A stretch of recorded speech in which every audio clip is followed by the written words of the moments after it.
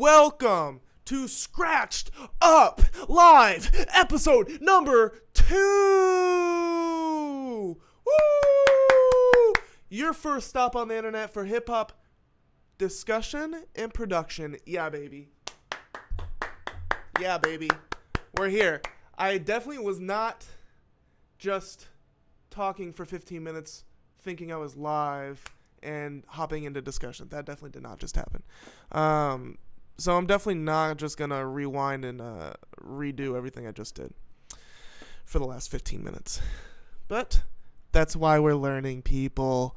And that's why we're learning. And today is, I actually made notes. I made notes today. And so we're going to be a little bit more on the rails than my first stream, which was a test stream. This is the first first live, Scratched Up Live that is planned. Woo! First Scratched Up Live that's planned, and the first of the Scratched Up Live stream routine. Woo! Yes. Today is the first Monday that Scratched Up is streaming on, and it should be a continuous thing every Monday from here on out. Also, gonna try and do Thursday night streams. We'll see. That one's less of a commitment. We'll see when I can actually do that. But we are doing Monday streams, people. Yes, Monday streams. And we have a bit of a routine that we're gonna go through. Let's see here. If I can get myself situated. Give me a second. I need to.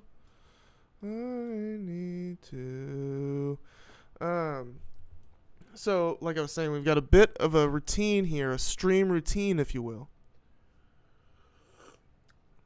Take a sip of coffee. So, on Mondays, we're going to start with taking a look at the Sunday general discussion on hip-hop heads. That's where I kind of want to start. And that's where I was starting when I was talking to myself for 15 minutes.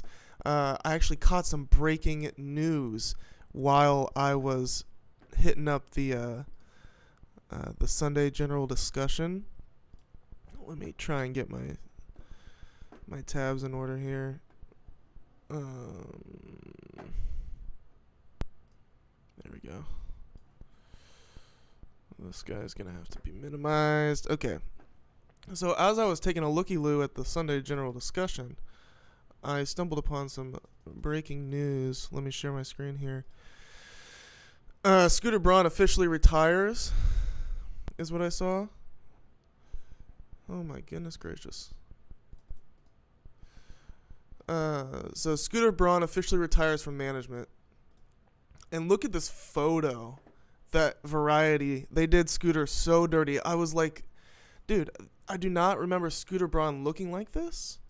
Like, maybe I just don't know what Scooter Braun looks like. And so I went and I typed in, what I did was I just clicked on the article. So this is an article by Variety. As you can see here, linked variety.com, a very reputable media source. And so the link image is this, but then when you click on the link, the top image on the article is this. And then when I saw this photo, I was like, oh yeah, that's definitely Scooter Braun. Like I might be able to tell you that that's him without knowing. So what's up with that? Who's in charge of the link photos? Because that's totally on purpose. You know what I mean? That's totally on purpose. They could have made, like, typically I thought it was just like the link, like the top image on the article is going to be your link photo. They plugged in this one, dude. That's dirty, brother. And so I was reading this. I'm recapping what I've already been through. So hang in there with me for a second. It was good stuff. I was already headed down a rabbit hole. Didn't even get into the Sunday general discussion yet before I found this. So Scooter Braun, who had unofficially stepped back from managing such top artists as Justin Bieber and Ariana Grande at least 2 years ago, finally made it official on Monday. He's stepping back from being a manager to focus on being CEO of Hybe America, the company to which he sold his own Ithaca Holdings company in 2021 and to focus on his family. He made the announcement via a nearly 1,400-word statement that follows in full below, which we'll get to that. But so then I was curious, like, how long has Scooter been, because it said right here that Scooter had unofficially stepped back from managing such top artists as Justin Bieber and Ariana Grande at least 2 years ago. And then I was like, okay, well, I remember him and Kanye having a fallout. When was that? So I went and I typed in Scooter Braun and Kanye West relationship timeline. And I got this article from NikkiSwift.com. That was pretty interesting here. So in August 23, it appears that Scooter Braun's empire, which he so carefully built from the... Oh, yeah, and this is from August of 2023.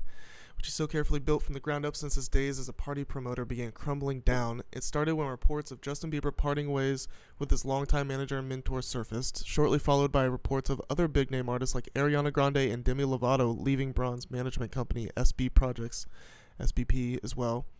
Around the same time, it was also reported that Idina Menzel quietly departed from SBP in January 23, and that other clients, including Carly Rae Jepsen, Baby Jake, and Asher Roth, have chosen to seek management somewhere else, although the timeline of their exit remains unclear. Asher Roth was managed by Scooter Braun up until when exactly? Like, Jesus, dude. I had no clue that Asher and Scooter were still in business together. I figured that Asher left him a long time ago. I'm a big fan of Asher Roth.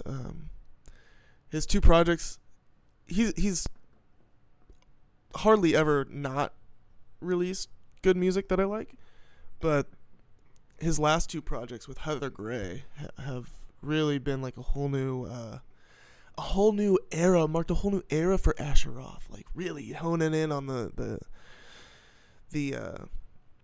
just classic. I mean, it's just very raw. Very raw, that's what I'll say. Anyways, this massive Scooter Braun exodus is shocking, to say the least, as he's undoubtedly one of the most powerful music execs in the business, having catapulted Bieber to stardom and being wealthy enough to buy Taylor Swift's masters. In 21, Braun's umbrella company Ithaca Holdings was acquired by HYBE, the South Korean company that established boy band BTS, making him CEO of HYBE America. So then I was like, okay, what is HYBE? What is HYBE? And I really am I'm very curious about what the hell HYBE is. So first off, HYBE, worst name for a company ever. Like, I guess it's just a combo of hype and bribe. Just kidding, I have no idea. But HYBE innovates. This is who they are. First off, they believe in music. This is a music industry. They're shaking up the music industry. HYBE innovates the music industry business model under the mission, we believe in music. Let's just analyze this a bit. HYBE innovates the music industry business model under the mission, we believe in music. So they're the first to believe in music. Powerful. They're innovating, so they're out here innovating the music industry business model with I guess a focus on the interest of music, I would hope. HYBE strive. So this sentence here, HYBE strive for the world, but dude, this is the worst company name ever, and this is so uninviting, dude. This is I do not want to make music in this building. I want to fax papers in this building. I want to drink stale coffee in this building. I want to maybe buy a Bitcoin in this building. I do not want to make music in this building. So horrible, dude. This is so bad. Like, legitimately, I'm not even trying to be that critical of it. I know nothing about, I haven't even gotten into what they're doing. Maybe what they do is awesome, but this is so, just right off the bat, I am turned off. I'm turned off. And I'm sure the service isn't even for me. This is for somebody like Justin Bieber or something. I don't know. We're going to find out. So let's start from the top here. HYBE innovates the music industry business model under the mission, we believe in music. HYBE strive for the world's best entertainment lifestyle platform company based on music. Brother! HYBE strive for the world's best entertainment lifestyle platform company. So I really want to know what an entertainment, and this is about where I left off when I realized that I was streaming to nobody for 15 minutes. So I really want to know what an entertainment lifestyle platform company is. So I think we're going to go to ChatGPT. ChatGPT is a good friend of mine.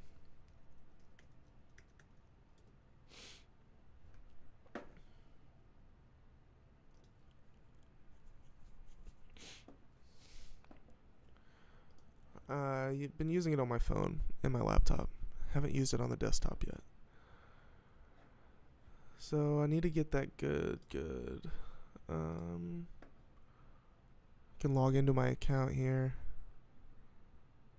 1 second. I'm gonna sign in with Apple.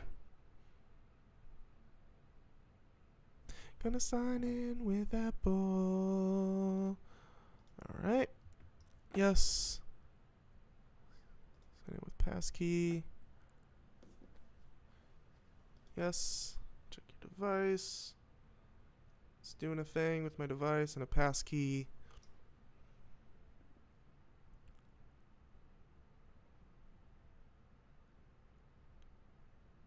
This is being lame. So this is what I'm gonna do. I'm gonna ask my phone. This is being not fast enough. I'm gonna see what it says. What is an entertainment lifestyle platform company? So I'm asking, what is an entertainment lifestyle platform company? Because apparently Hybe is the world's best entertainment lifestyle platform company based on music. So what is an entertainment lifestyle platform company?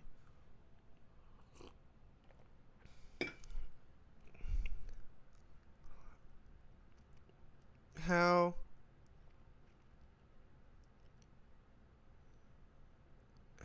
are they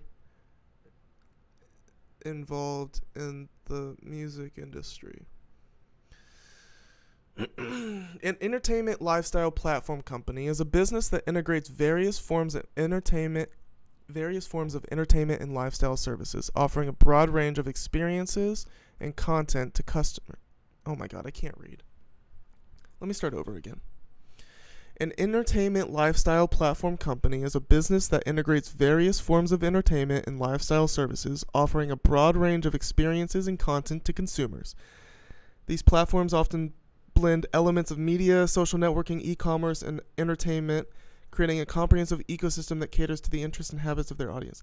Characteristics of an entertainment lifestyle platform company. Multi-content offering. They provide a variety of content including music, video, live streaming, news, and articles. Social interaction. Features that allow users to interact with each other, such as comments, like e-commerce integration, personalization. Involvement in the music industry. Music streaming. Offering a vast library of songs and albums for users to stream on demand. So I guess Apple Music and Spotify are entertainment lifestyle platform companies. Live events and concerts, exclusive content, social media integration, enabling fans to allow and interact, enabling fans to follow and interact with their favorite artists, share music, and participate in fan communities. Examples, here we go. Spotify, a music streaming platform. Apple Music, Tidal, YouTube. All right. So Hybe wants to be the next YouTube Music is kind of what I'm getting at here. All right. This is continuing on the website here. Content that lead the global trend, and fans who are our customers, are the two pillars to our values. Content and fans. And we are committed to satisfying our customers by continuously improving our services with the highest standard. Okay, so they're a South Korean company. And now Scooter Braun is the CEO of Hybe America, their American branch. Because of this, the reported departures are just a funny coincidence, as Braun is apparently stepping away from one-on-one management and focusing on this adventure. So, all of that to say, this is old news. This is old news. It's old news. I mean, it's happening now. He's he unofficially stepped back 2 years ago. And then on Monday, June 17th, 2024, he has made it official. Scooter Braun is stepping back from being a manager to focus on being CEO of Hybe America. This website is awful, dude. So let's see here. We believe in music. Okay, so, oh shit. Hybe Music founded BTS. I'm sorry. I stand BTS. We stand BTS, and I'm sorry. I'm sorry for all the smack talk. I just think it's a horrible company name. Hybe is composed of Hybe headquarters in Korea, Hybe America, and Hybe Japan. Business division includes label, solution, and platform. So fair enough. Hybe is probably a word in Korean, South Korean. I don't know. Korean. Labels. Each label engages in unique and independent creative activities. So it's like a label for labels. We provide business solutions to our labels and drive business initiatives based on music, including performances, multimedia content, IP, education, and games. Hybe 360 plans, produces, and operates high-quality online and offline performances such as global concerts, fan meetings, and theme parks. Is there a BTS theme park? Dude, this rabbit hole goes deep, brother. I've got to see this. Hybe 360 theme park.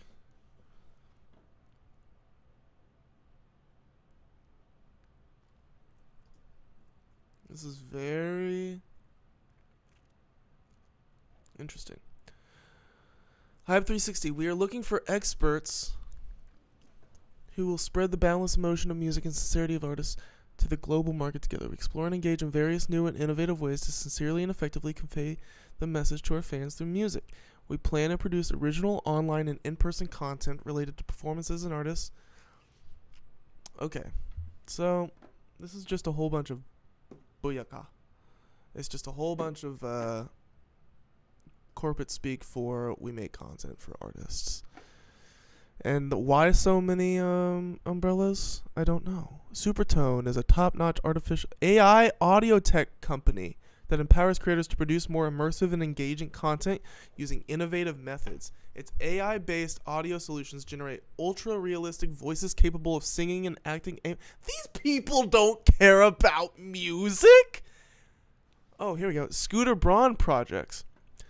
Founded by veteran music entrepreneur and Hybe America CEO Scooter Braun, Scooter Braun Projects is a talent management company that has established track record of helping its clients achieve worldwide fame and commercial success, including Ariana Grande, Black Eyed Peas, CL, Dan and Shay, Demi Lovato, Idina Menzel, J Balvin, Justin Bieber, The Knox, Lil Dicky, Tori Kelly, and more.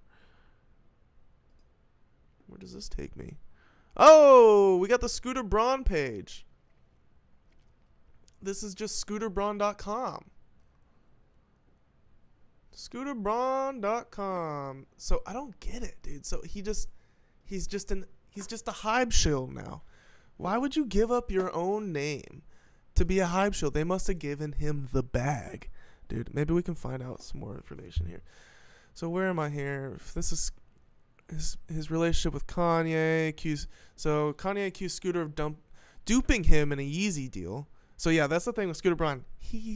I get the feeling he is a slimy, backstabbing mother. Beep.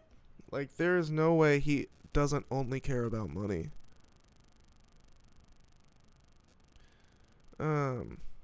Pause. I gotta take a pause.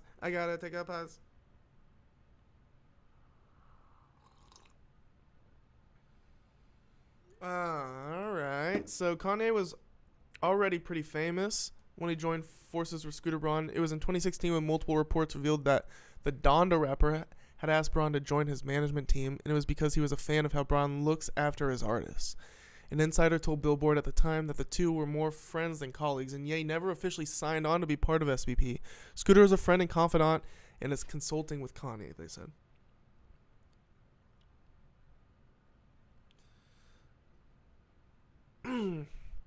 Fast forward to April 2018. Get this, dude. Kanye West was already pretty famous. Did they join forces in 2016? Kanye pretty famous in 2016? Who? Nicki Swift, brother. He was the highest selling artist at the time. Next to Drake. Alright, anyways. Next to Wayne. Fast forward to 18. The rapper took to Twitter to declare that I no longer have a manager. But a split with Braun was evidently amicable, according to TMZ. Ye apparently wanted Braun to work for him full-time, which Braun refused as he was tending to other clients. So they never worked together in an official capacity. The two reached an impasse over Ye's brand Yeezy. Braun notably helped West broker a deal with Adidas in the past, but in December 2018, they had a disagreement when the stronger singer wanted to sell a part of Yeezy to a Chinese manufacturer. Sources told it. See, Kanye was trying to make it cheaper. Braun said no. Braun. I told you. What I said about him, it's still, I believe it. Sources told Insider that West couldn't make up his mind, but Braun, who also helped close the supposed deal, assured him it was fine to back out. West went ahead with it nonetheless, but not without accusing Braun of manipulating him to sign away Yeezy. So, of course, Kanye is going to scream. And this is probably part of the start of Kanye's Nazi arc. Braun is a Jew, and this is a Jew, and Kanye said that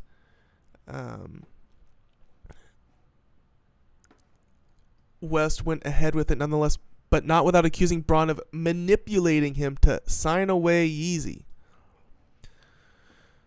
Oh, I know Kanye was boiling about that one. I swear, this might have been part of, one of the sparks to Kanye's anti-Semitism. Doesn't seem like there's any bad blood between the two. In 2021, Swift lost her masters to Braun. West's famous arch enemy publicly claimed that he would try to retrieve them from Braun, who he considers one of his closest friends. I'm going to personally see to it that Taylor Swift gets her masters back, he tweeted at the time. Scooter is a close family friend. He doubled down on the statement in an interview with Billboard, saying he would sit down with Braun to help Swift despite their documented beef. All artists need to be free and own their rights. Taylor Swift deserves that, just like everyone else, he said. As I mentioned before, Scooter Braun is a friend, and we'll be having that discussion. I miss the old Kanye. Kanye wanted people to feel that statement. I miss the old Kanye. And he felt that people weren't missing the old Kanye enough. And so he self-imploded. The jury is out whether West and Braun have indeed remained friends, but in an interview with Variety in 2018, the same year West fired Braun. They weren't actually business partners, but their relationship was severed. The manager clarified that they will always be partners. He's my friend, and I'm his advisor. Okay, so let's read about this again, the news from today. Mind you all, this is a rabbit hole I had stumbled upon at the very beginning of the stream. I have not even started the Sunday general discussion. This was an unplanned rabbit hole. Stepping back from being a manager to focus on being CEO of Hybe America, the company to which he sold his own Ithaca Holdings company in 2021, and to focus on his family. He made the announcement via nearly a 1,400-word statement that follows in full blow. Beginning with JB in late 2000s and continuing with Ariana G and multiple others, Braun quickly became one of the most successful and hard-charging execs in the music industry. By the age of 40, he and his SB Projects company had achieved many of his David Geffen-sized ambitions, ushering several artists to stardom and remarkably organizing One Love Manchester, a major charity concert starring Grande, Bieber, Coldplay, Katy Perry, Mac Miller, Miley Cyrus, and Mac Miller, rest in peace, Miley Cyrus, and more in the wake of a 2017 terrorist bombing outside a Grande concert in which 22 people died in just 2 weeks. Wait, he what? He organized it in just 2 weeks. Remarkable. But his reputation took a lethal hit with his controversial 2018 acquisition of the rights to T-Swift's first 6 albums via his purchase of Big Machine record group, which she claimed was underhanded, to put it mildly. Oh, yeah. Okay, so that's what... And then Kanye made the tweets. He said, I'm going to talk to Braun. I wonder if Braun... Does Braun still own Taylor Swift's... Going to chat GPT.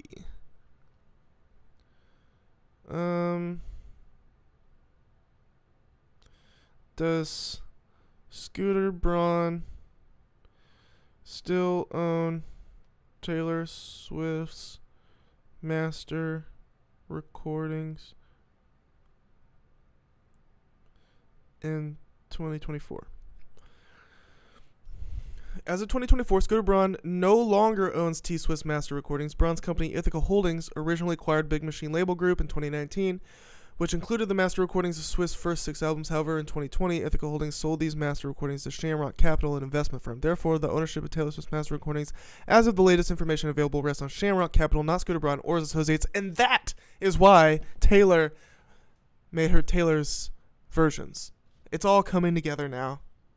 It's all coming together in my mind. I'm realizing the pieces to the puzzle are falling in place in my mind.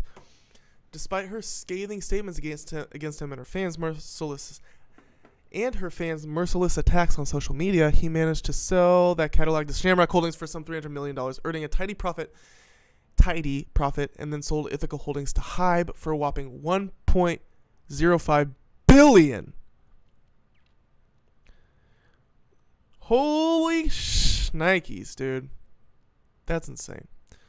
Shortly afterwards, rumors began to emerge that some of Braun's clients were unhappy and fully burst into the open last summer when reports said that both Bieber and Grande had parted ways with him despite initial denials from SB. That news was confirmed later in the year, along with off-the-record comments that Braun had long since stepped back from management. In his long and rather flowery statement, Braun speaks fondly of his clients over the years, including his first client, Asher Roth. So Asher was his first client. That's crazy, dude. Oh my god, I didn't realize that. See, Asher in this new album of his with Heather Gray, if I can pull it up. Actually, I'm gonna pull it up on Genius.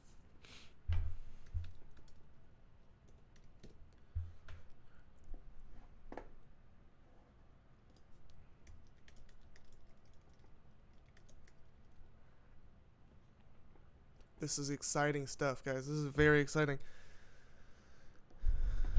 We're putting these pieces together here.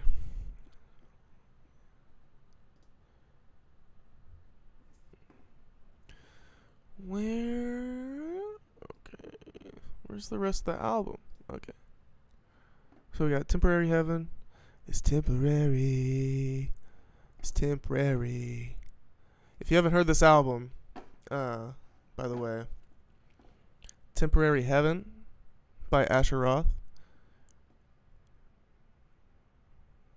So he's got lyrics in here about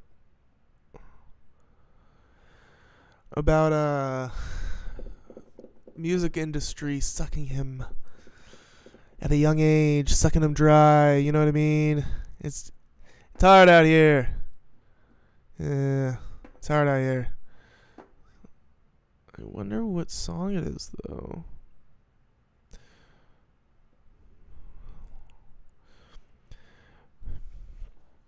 Megan taught me about boundaries. I'm astounded.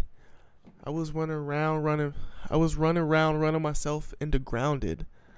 Take my shoes off in the backyard to rebound and get back to feeling like Ashraf.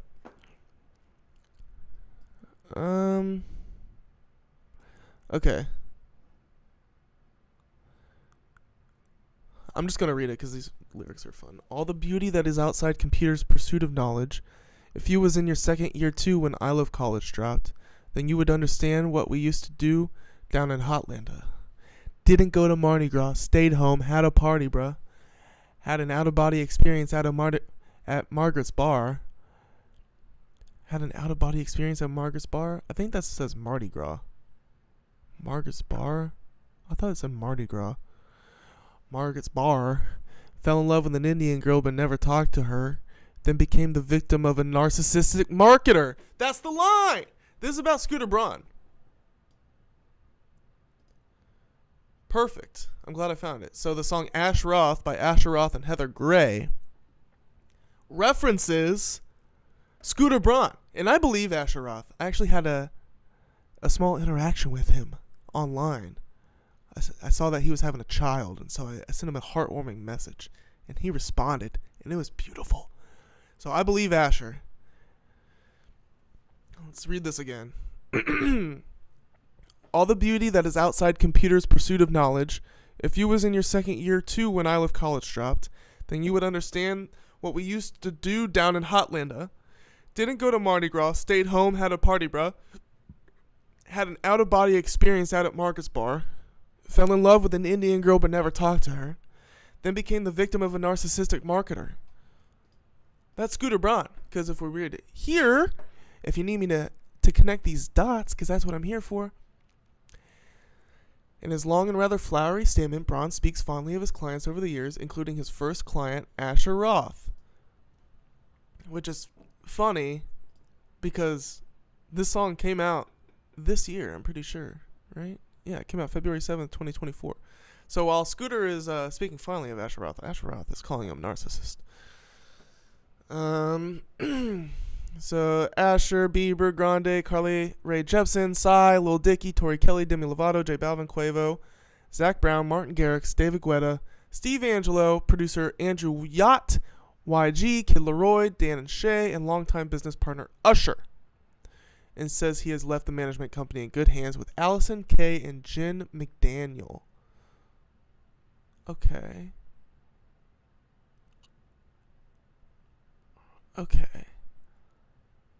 So I'm confused. Is he leaving SB Music or SB Projects, or is he leaving Hybe and all that whole thing?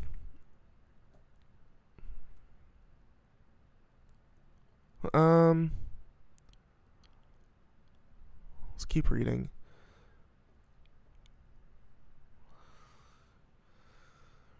"23 years. This is his statement. All right. This is Scooter Braun's statement. Flowery 1,400 word statement. 23 years. 23 years. That's how long I have been a music manager.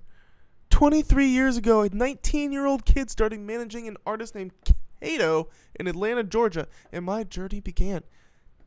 Kato? Never heard of that. "Along the way, I've had so many experiences I could never have dreamt of. I've been blessed to have had a Forrest Gump-like life while witnessing and taking part in the journeys of some of the most extraordinarily talented people the world has ever seen. I'm constantly pinching myself and asking, how did I get here? And after 23 years, this chapter as a music manager has come to an end.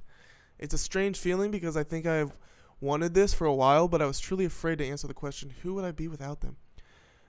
I was really just 19 years old when I started.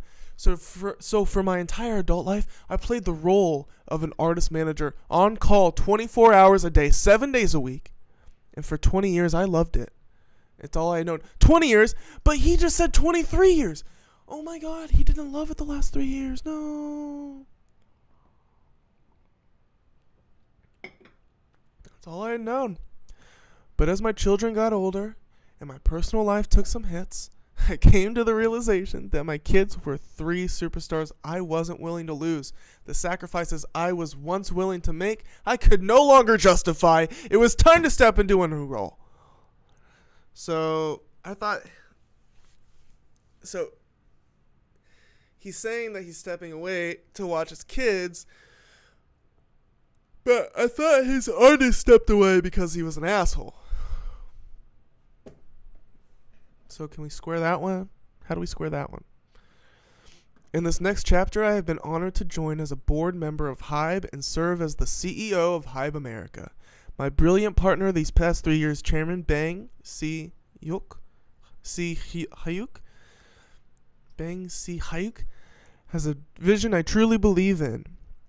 But even beyond that, he's become a true friend, just like Kanye, who understands where I must be in my life these days. Kanye turned out to be a Nazi. And that is a father first, a CEO second, and a manager no more.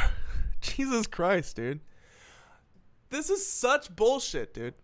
Because if we go to solid foundation management, right? No, if we go to Scooter Braun projects, talented management can establish track record of helping his clients. Oh, wait.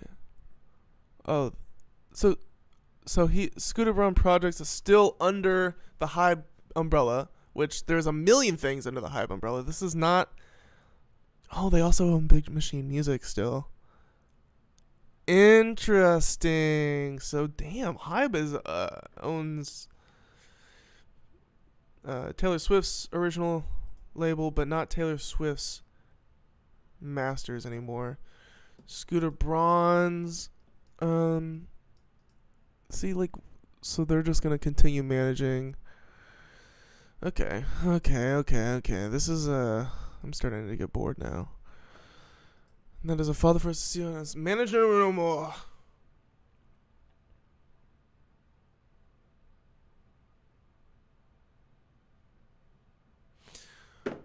Over the past 2 years, I've been heading towards this destination, but it wasn't until last summer that this new chapter became a reality. One of my biggest clients and friends told me that they wanted to spread their wings and go in a new direction.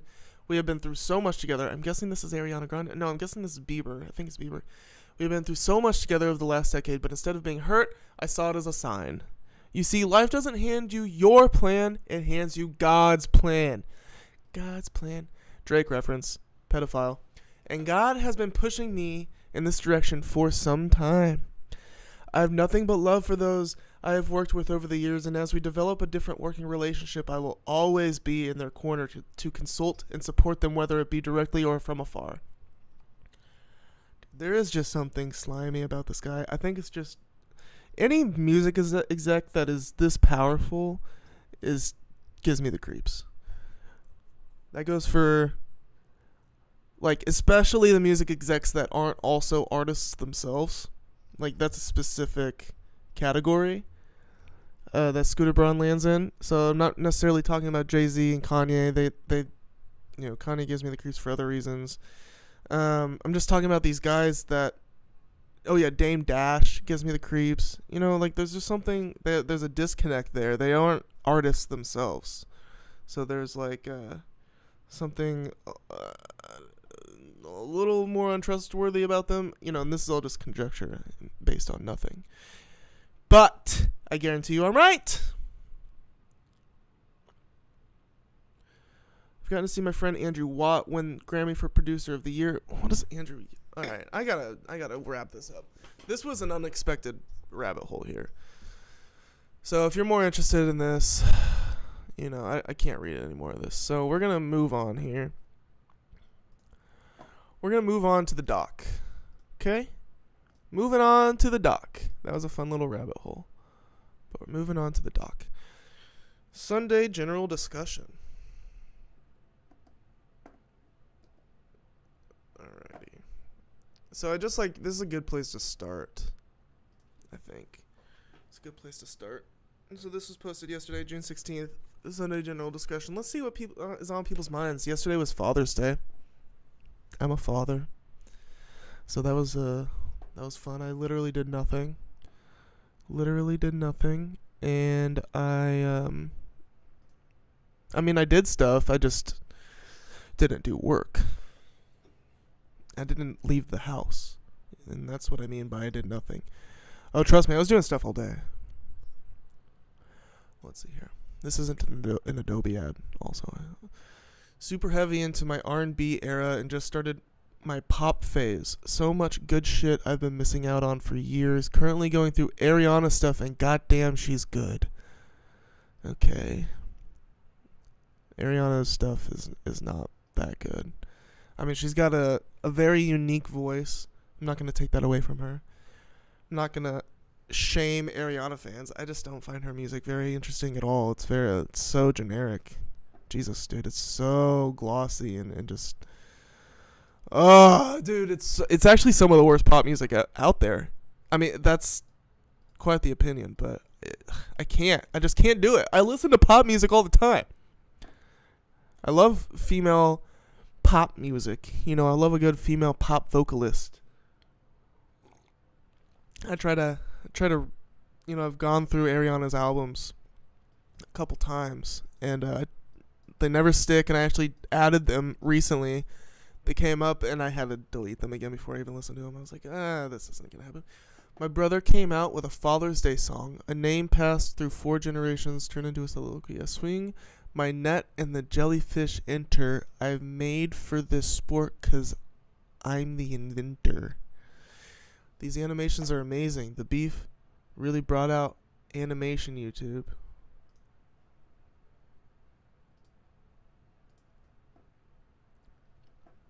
I lean on you niggas like another line of walk. Yes, all eyes on me and I'ma send it up.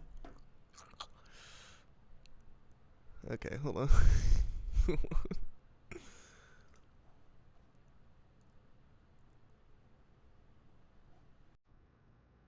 We're gonna watch this. This is gonna be fun. This is fun.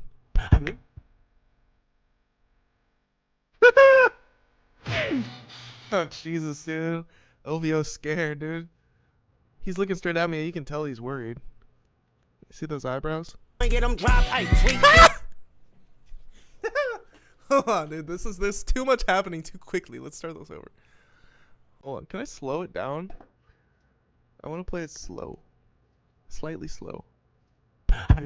You niggas like no. I'm gonna get them drop. Hey, sweet. And I won't pass the odds. Hey, how many stocks do I really have in stock?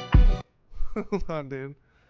Look at this. The fucking. 1, 2, 1, 2. This is literally Kendrick fans, dude. I love this. I love this era, dog. Like, hip hop hasn't felt this, like, interesting and just alive in a long time. I mean, I don't know. I mean, in my lifetime, I don't know if there's been a beef this exciting in all of pop music history. I mean, unless I'm missing something that happened in the last 20 years, this is like a peak moment. Let's continue.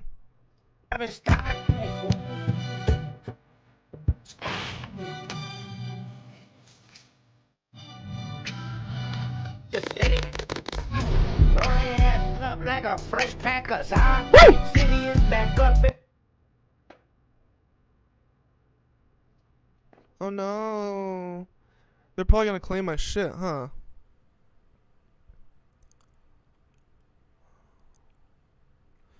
I don't know if they're claiming this, but I might have to cut it out if they do. It's a must, we outside. They not like us. Yeah, that was fun. Alright. This one kind of hard, but I've seen ones that are unbelievably corny. One of my favorites. Let's watch more of these. I like these. Ladies and gentlemen, brace yourselves for the most electrifying event of the century.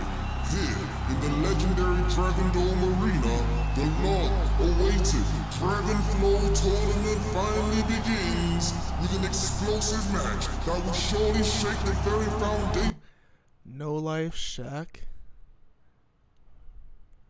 What the fuck is this? Of the rap game. Mark. So this is the mole. I don't know. Mark. Is this supposed to be academics? Is this Drake or Metro? No, Drake's in the match. The green corner, weighing in at 152 pounds from the streets of France. The big stepper, Kendrick Lamar. Yeah. And in the gold corner, weighing in at 185 pounds, coming straight out the field,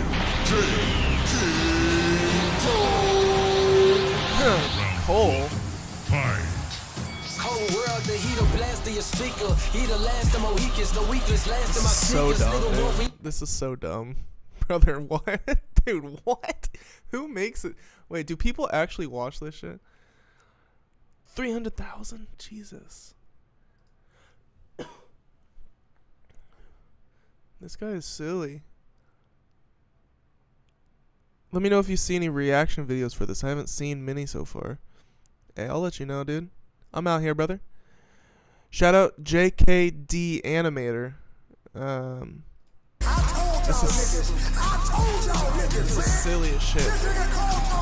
They really boxed me. So, alright, let me get this. So I was right. That was Drake in Academics, right? Little Dragon Blast. These niggas talking out of they neck, don't sweat no coughing out of your mouth. Way too paranoid for a threat. Hey, let's get it, bro. DOT, the money, power, respect. The last one is better. Say this and not a goofies. Get him, Kendrick. So this is Metro, Academics, Drake's in hiding because he's a pedophile. I mean, a PDF file, and that's just allegedly, lightly, allegedly, just a weirdo. Yeah, get up with me, fuck sneak this. The first person shooter, I hope they keep with these switches. I crash out like fuck rap. This man. No, if I had two teams with me, I'm snatching chains and burning. This animation. Why are these guys South Park characters, but Drake and Kendrick are like 3D animated fucking.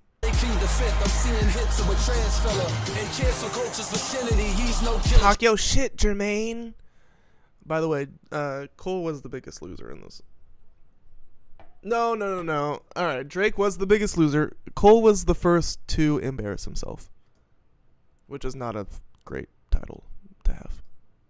Trust me, we need this chosen identity. There is still a pussy. I pray for Forest Hill Dragon Drive!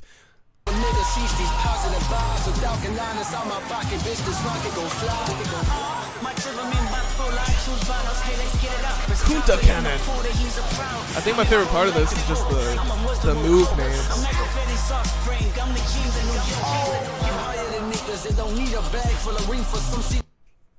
JKD animator, okay, bro. You really cooking out here, dude. Okay. You good, Metro? Dude, the side commentary is what's going on here? Are we getting like a whole narrative? And hold on, I know I'm skipping around, and I'm missing a lot. I'm sorry, I can't sit through 8 minutes of this. I'm not following 8 minutes of this. But did J. Cole lose the match? Is he out? So yeah. Drake. Hold on. So okay, so this is just Cole went first, 7-minute drill. Okay, right, and then Drake comes in. This is so silly, dude. They should teach this in history classes, and like the teacher, you know, when she say this is the day, this is the history lesson for the day, the Kendrick J. Cole 2024 beef in history class, and teacher is hungover, and so she doesn't want to she doesn't feel like he or she doesn't feel like speaking that day, so they just throw on this video, and it's a nice recap, and it's funny and it's cute. Yeah, that's totally the vibes. This is teachers hungover.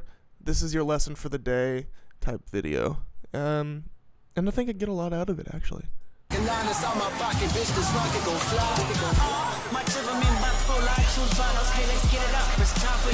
Hit him with that Kunta Cannon.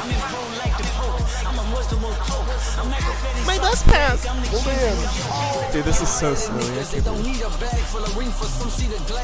I wonder where Drake at. Drake a bitch. This ain't time for that. Is this AI? Yeah. I thought that you was a heavy hitter. I know people wanna see it thriller, but fighting bro making my spirit bitter. Lost too many soldiers, make the player safe. If he walk around with that stick, it ain't Andre DK. So they're sitting next to each other but talking shit on each other as if Drake. Oh yeah, Drake's in the so they don't do Drake. Okay. The 6 God step.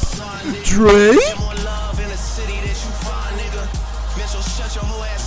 6 God Drake. That's supposed to be Jay-Z and Nas.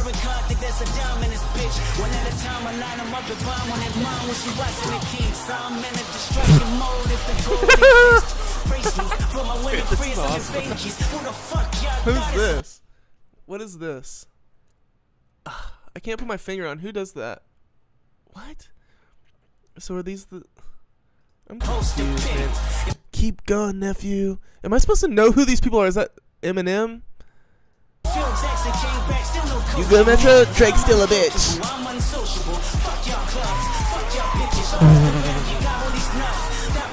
Fuck him up, fuck him up, fuck him up. This the same flow that put the rap game on the crutch.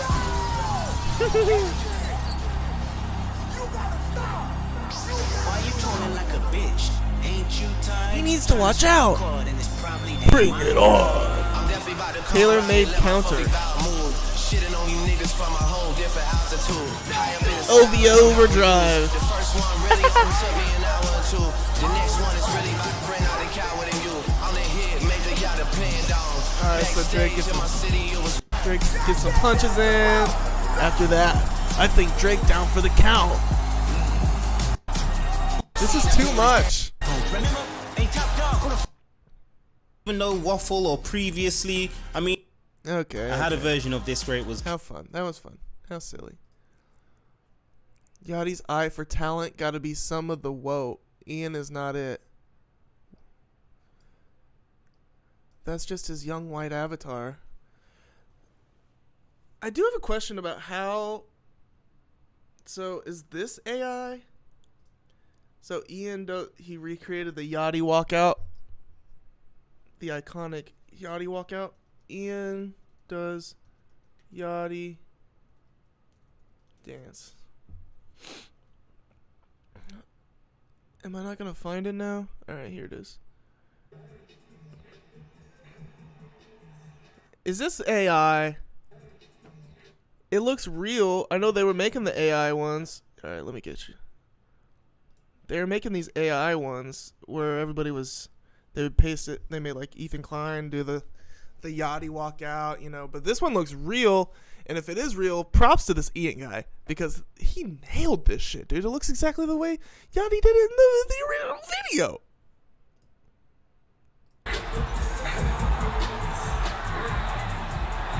He hit it so perfect.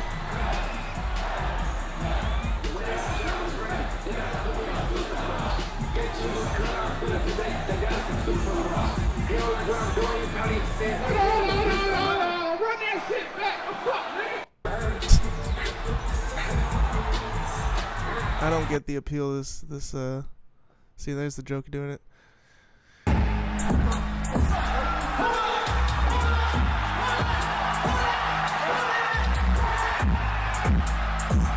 He hit it so.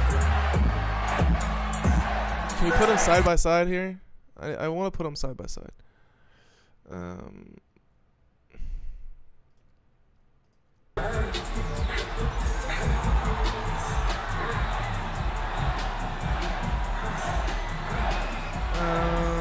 I promise we do have like real things to get to on this stream.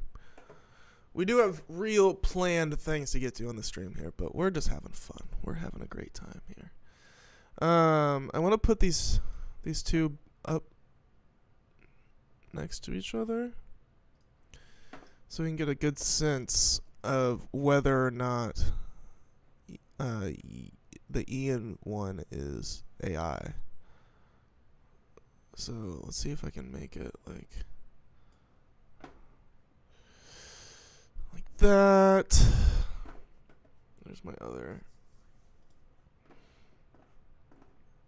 file. Show all.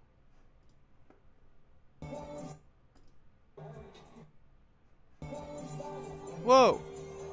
Stop it!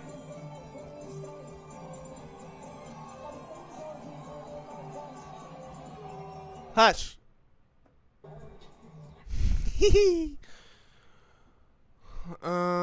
There it is. All right, we're gonna take a looky-loo here. We're gonna take a looky-loo. Just mute them. Okay, gonna mute them here.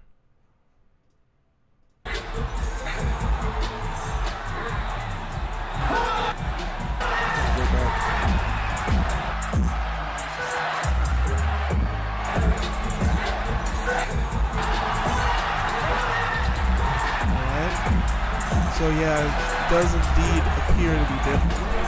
Although Ian did kill it with that. Where is he from? Why does he wear glasses? Why is he on stage with Lil Uzi?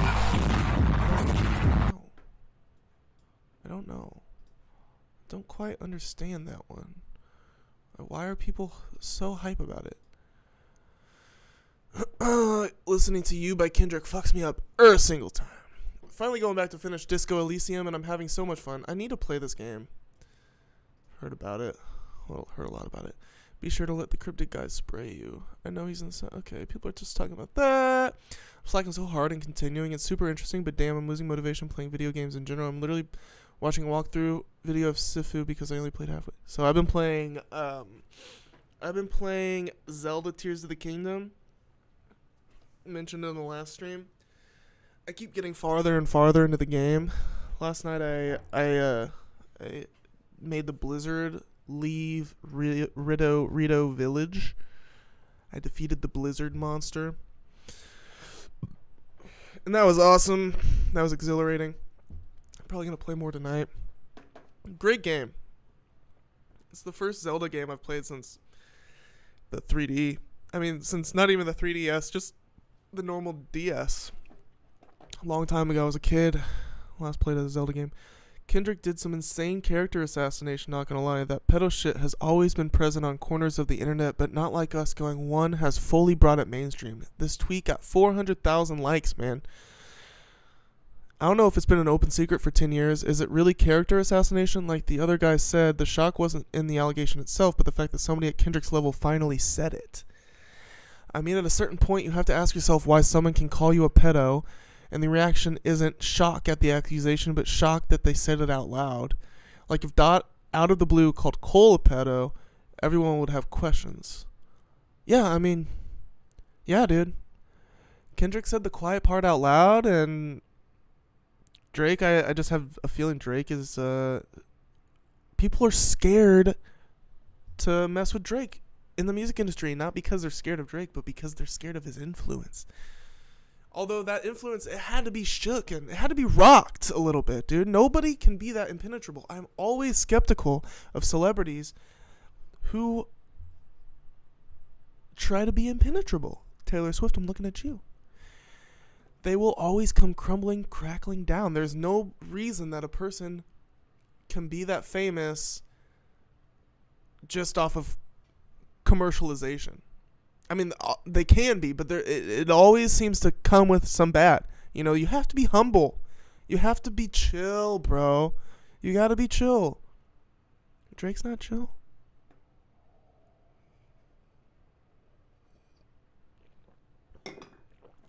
Okay, so people are still talking about this beef. That's crazy, dude. People are gonna be talking about this for years to come, man. Years. Okay, so let's see what else is going on here. I'm going to post a little thingy on Insta saying I'm live.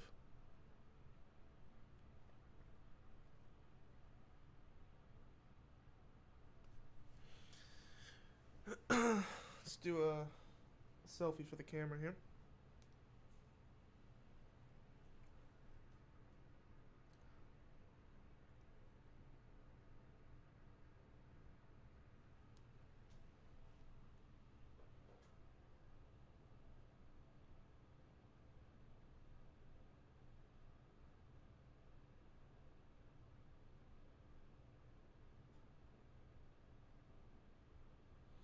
I'm going to make sure all this is working.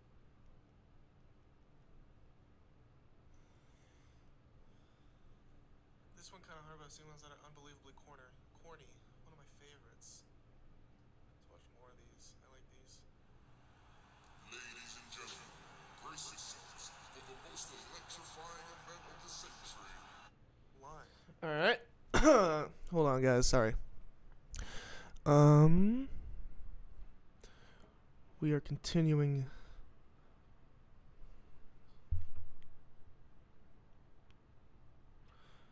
I'm posting my stream link.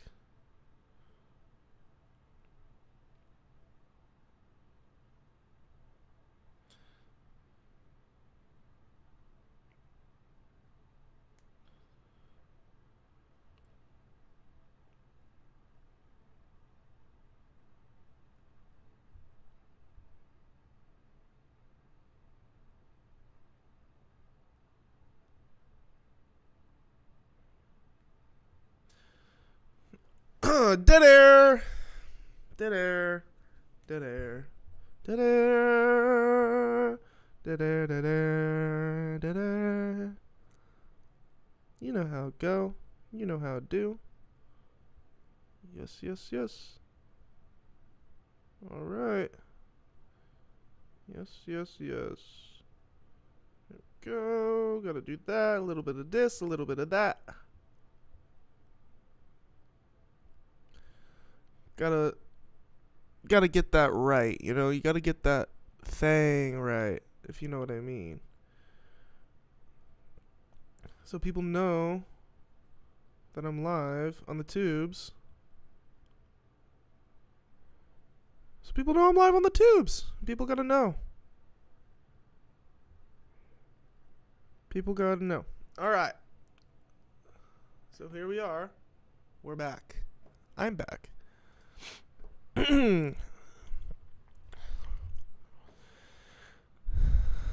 So there's some stories here that were a little crazy. Over the weekend, 2 killed in shooting at Juneteenth Festival in Round Rock, Texas, which included performances from Paul Wall and Lloyd. Yeah, so this is really sad. This person here said, let's see.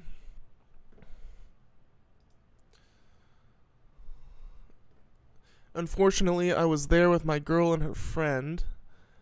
We were watching the concert, and all of a sudden we heard like 10, 11 pops, and I thought the shit was somebody revving their engine, but they were breaking out. People were breaking out fast, running for their lives, so we started running too. It was like 30 feet away behind us. I still thought it was an overreaction. Then I saw cops giving people CPR, and I knew I just saw some people die. Scary.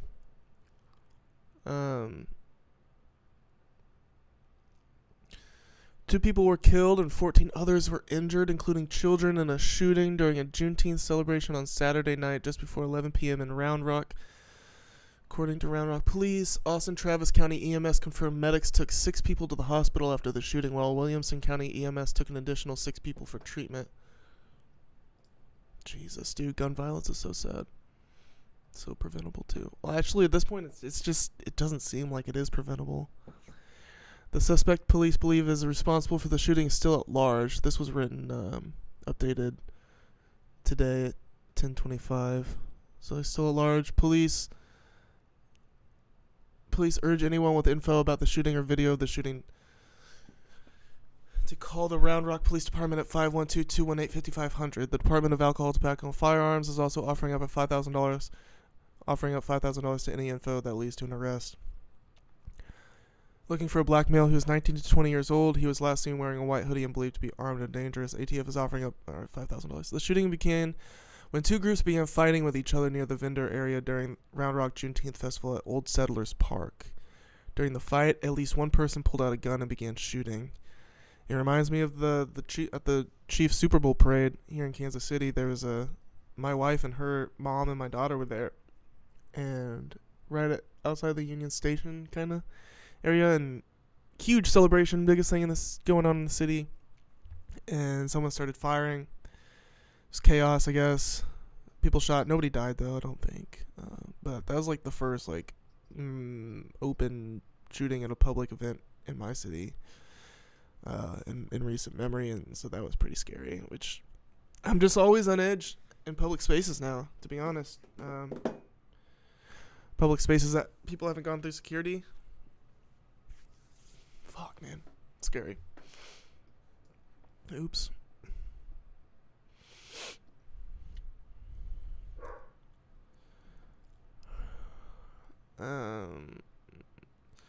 During the fight, at least one person pulled out a gun and began shooting. Those directly involved in the incident immediately fled. Round Rock Police Chief Alan Banks said the ID of people killed and injured will be revealed later. The victims were not part of the altercation. Banks said the ages of the victims ranged from 10 to 62. Innocent bystanders. Celebrating Juneteenth. Lloyd. Paul Wall. In Texas, supposed to be there. My dog is barking.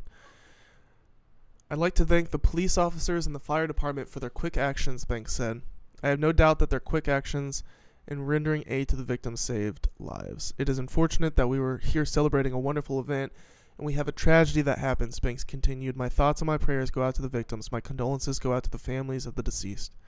Round Rock Mayor Craig Morgan released a statement following the shooting. I know Round Rock residents are devastated as they wake up to the terrible news of last night's tragic events. Thoughts and prayers. To the families who are mourning the loss of loved ones, please know that our entire community mourns with you. To those who are injured, we are here to support you in your recovery.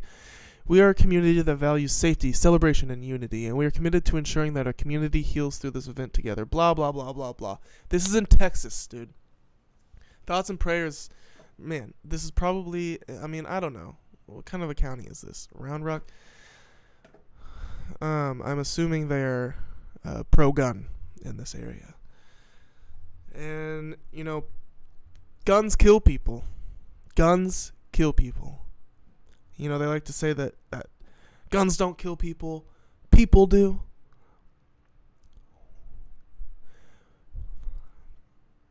But without a gun in their hand, the person probably couldn't kill. So, it's literally just a horrible, horrible argument. It's a stupid argument. It makes no sense. Right on its face, it makes no sense. So, this is tragic, man. Rest in peace to the victims. Diddy returns New York's key to the city. In other news,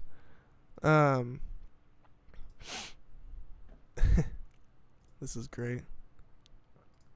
Disgraced music mogul returns this pointless key.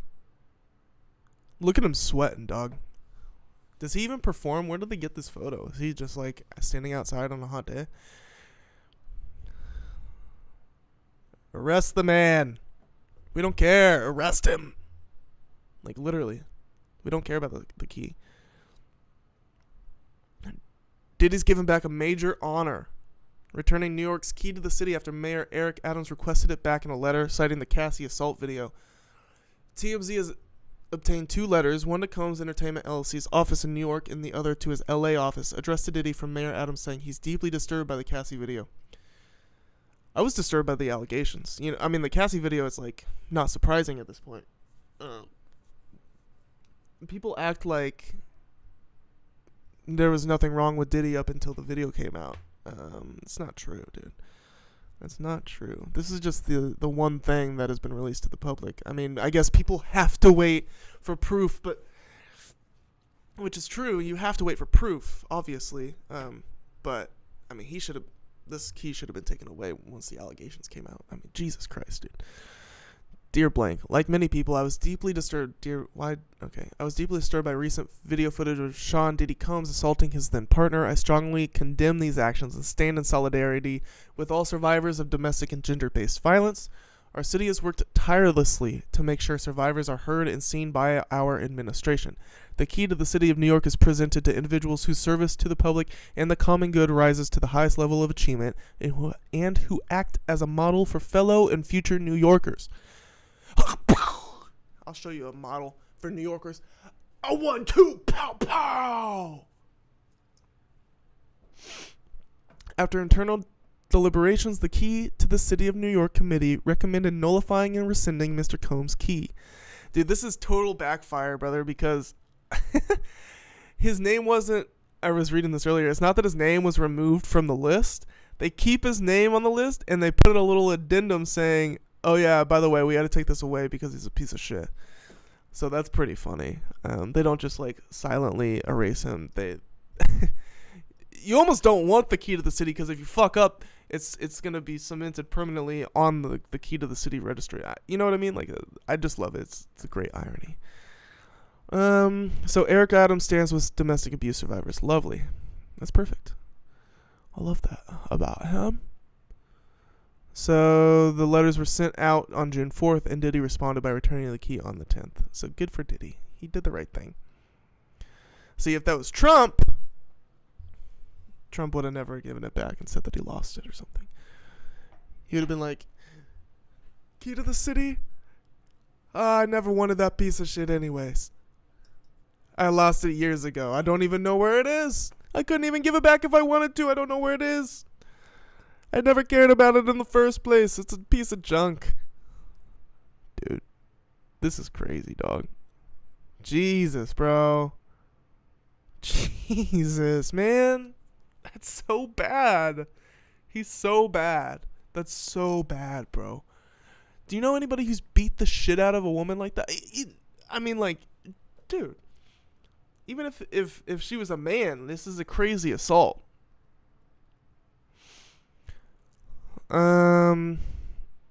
He admitted to beating Cassie only after the video surfaced. Everything else he still denies. I have every reason to believe the allegations, especially in light of this video. So hopefully we get more evidence to drop sooner rather than later. Okay. Let's move on here. Let's see what else we got.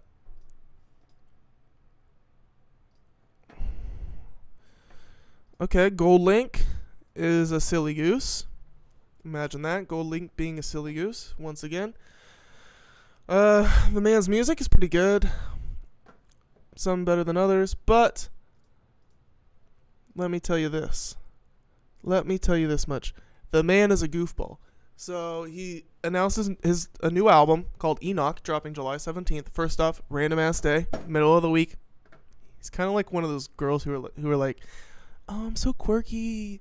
So he's releasing this, or he announced his album.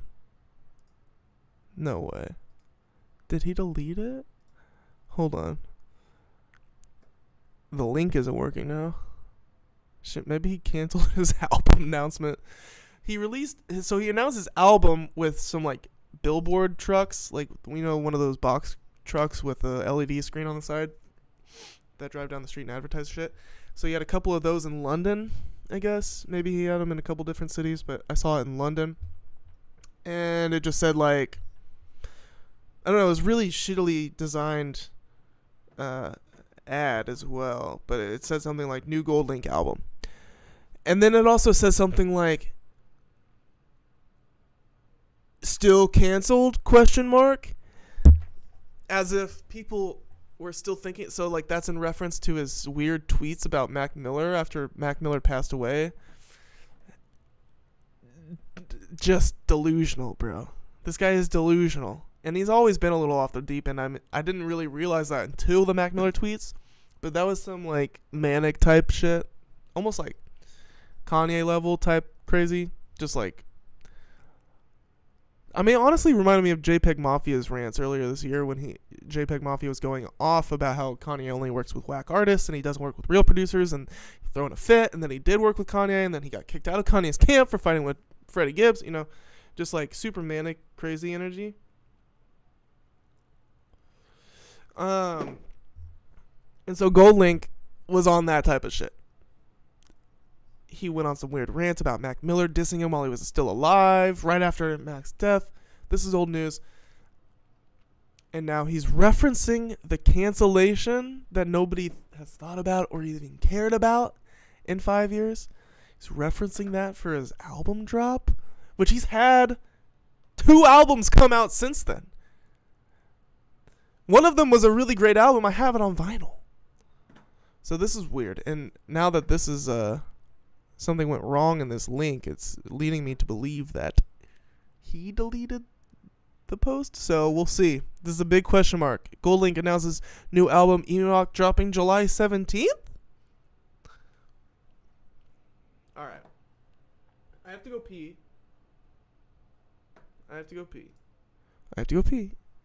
So I'll be right back after that. And we'll get into some my favorite music of the week.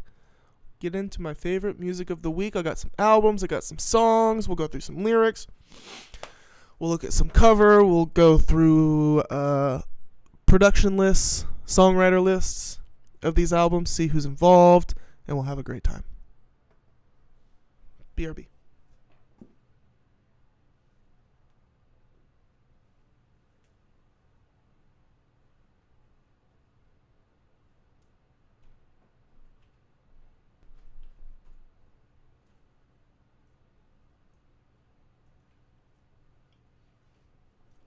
I had to take a little break there. Had to recharge, grab me a soda pop. Alright. Let's let's see here. What are we doing? What are we doing? Looking at music of the week. So, how this is going to work, since I can't just play the music, is we're going to do it on Genius. We're going to look at Genius, and we're going to look at my Apple Music as well. So the first album that I want to shout out, these are kind of like shout outs, quick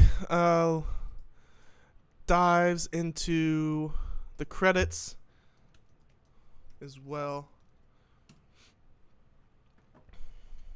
Let's see here, I'm building suspense as I pull it up, building suspense. This is, alright, and so this section is kind of called Music of the Week, but since it's been like 10 days, almost 2 weeks since I last streamed, this is kind of like music of the last 2 weeks. God, my hair is driving me crazy. I look like a piece of shit. Whatever. So, music of the last 2 weeks. Starting with albums, is this new album by Ski Mask the Slump God. 11th Dimension by Ski Mask the Slump God. Get a little closer in here. Released June 7th, 2024. Let's see what kind of covers we got here. Okay. Very cool. I like this album. I like it. It's pretty good. 21 songs. So the thing with Ski Mask is he's, as far as I know, just from his public image, I know nothing about his personal life, really, but he's like been through some shit the last 8 years, dude. 2 of his closest collaborators died, and he doesn't drop that much music. So I appreciate that about him, because most of his contemporaries drop, like, if they don't drop a lot of music, what they drop is horrible and you wish they didn't drop music, or they drop way too much music and it's all ass. But this guy's a little bit different. He's always been a little bit different.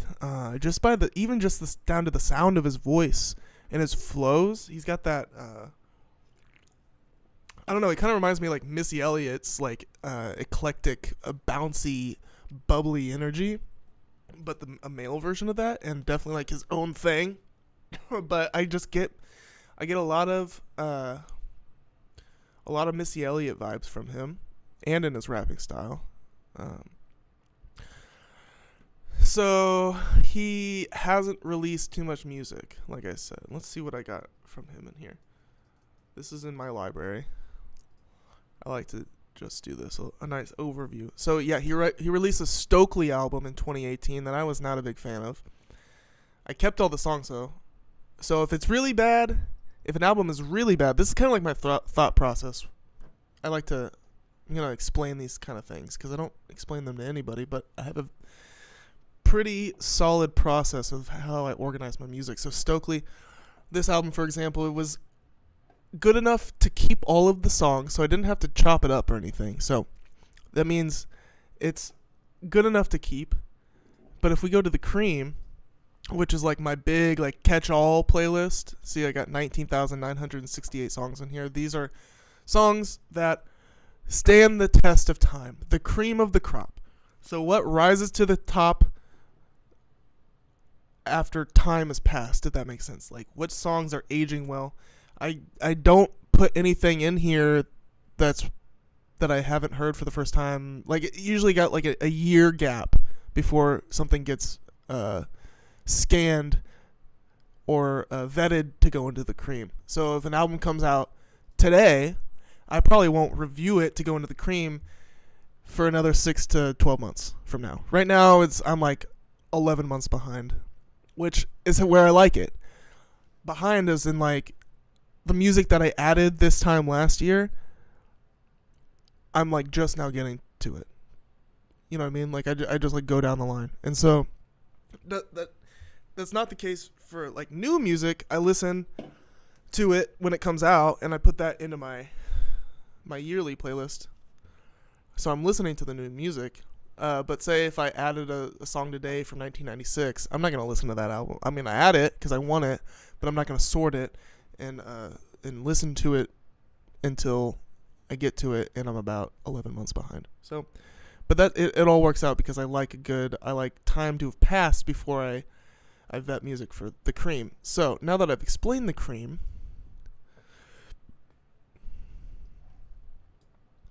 we're gonna look up, what are we doing here? Ski Mask.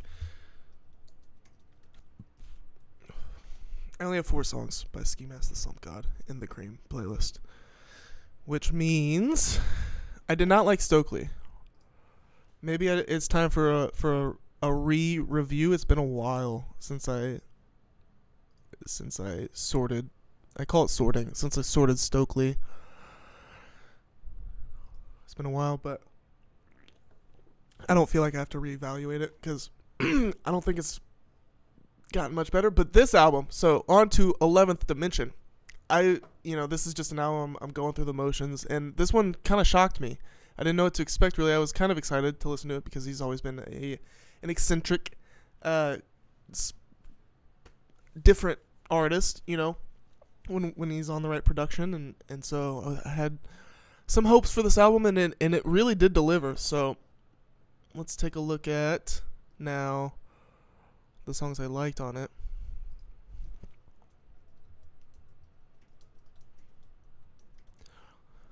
So I got all these songs on my 2024 playlist. The year playlist, these are songs that are meeting the moment in this year. And that's like a gut feeling. Am I rocking with it in this moment? Is this something I would play for friends today? As in, like, this is a cool new song. Like, you should listen to it. It's different than songs that go in the cream.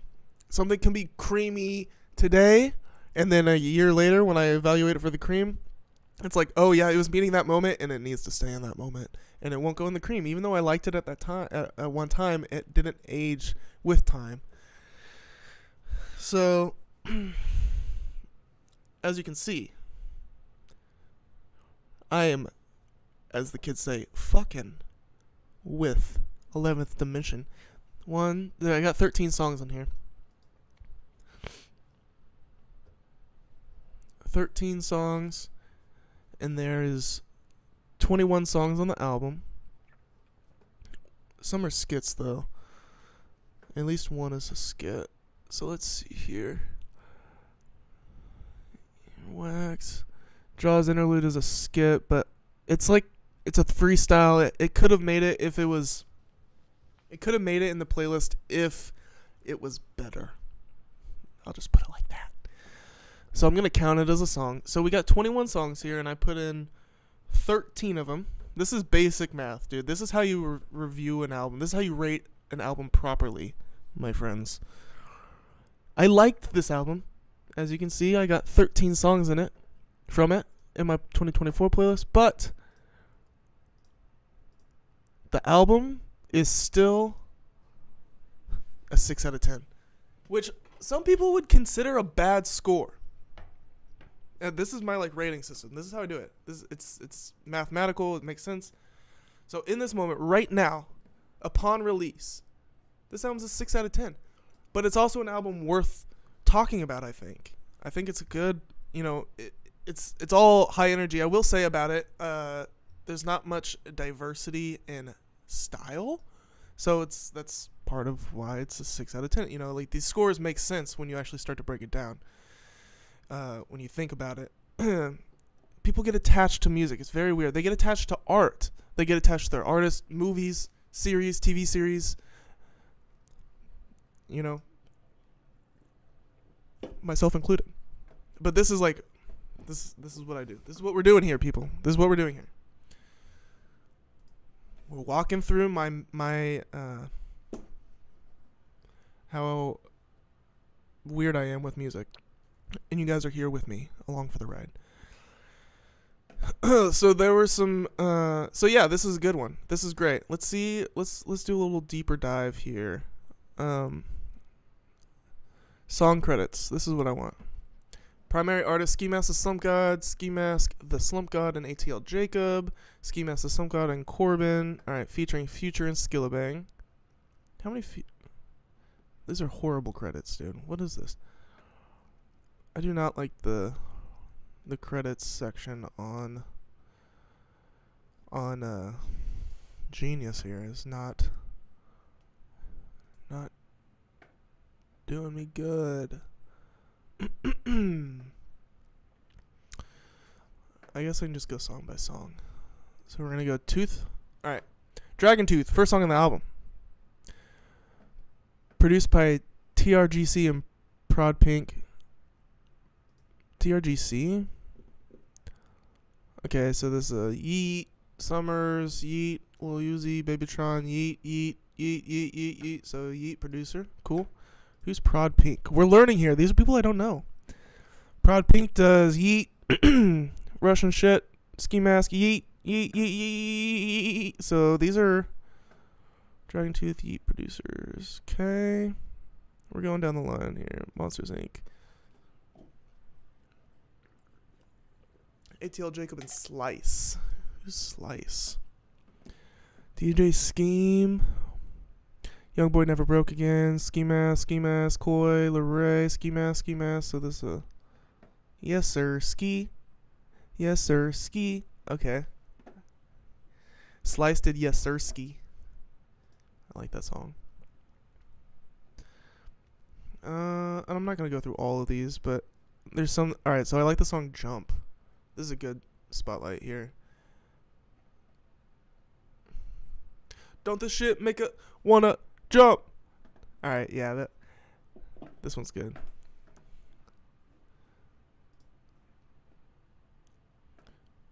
Produced by Nabil. I don't even know how you would pronounce this.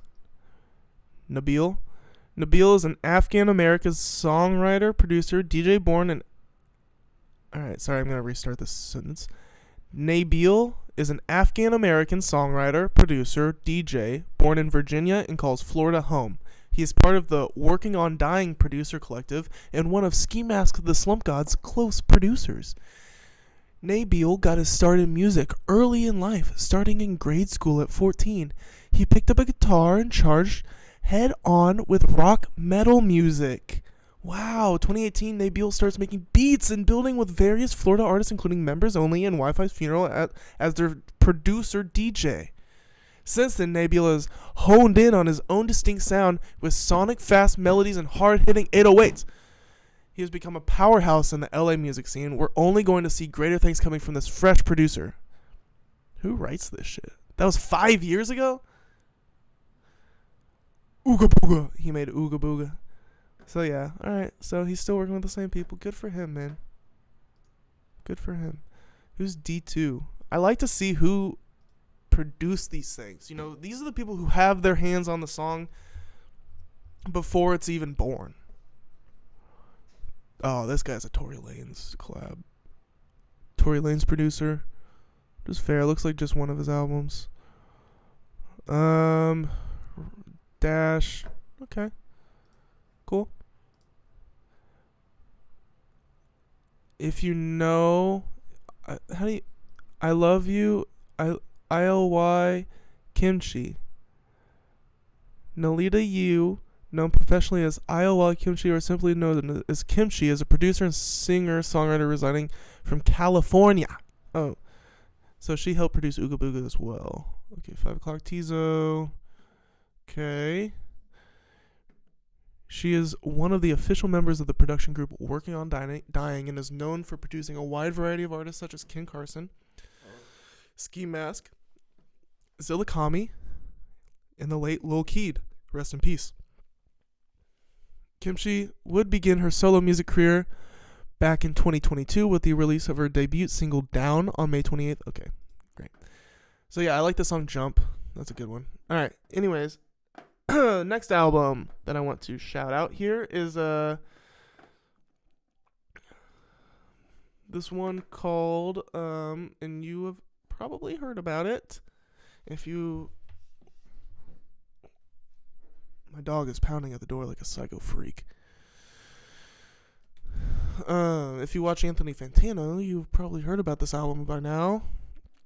This one called No Hands by Joey Valence and Bray. Hold on, let me go get my psycho dog.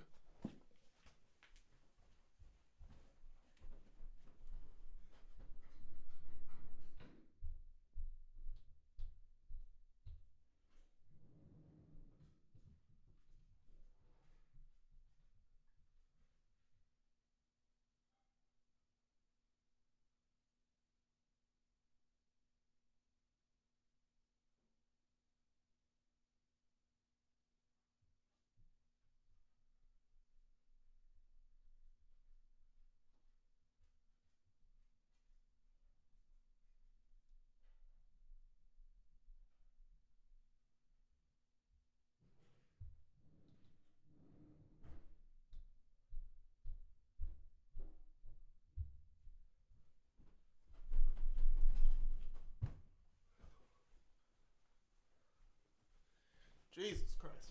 She's crazy. All right. So yeah, this is some like Beastie Boys / New York boom bap 90s / white boy hip hop / banging ass shit, bro. Like, you gotta listen to this. You have to listen to this. Even if you don't end up liking it, you have to have at least listened to it. I'm telling you. I am telling you. The Ski Mask, you don't gotta listen to it. The other shit that I'm gonna show you in a minute, you know, you should listen to it, but you don't have to listen to it. This, you gotta listen to it.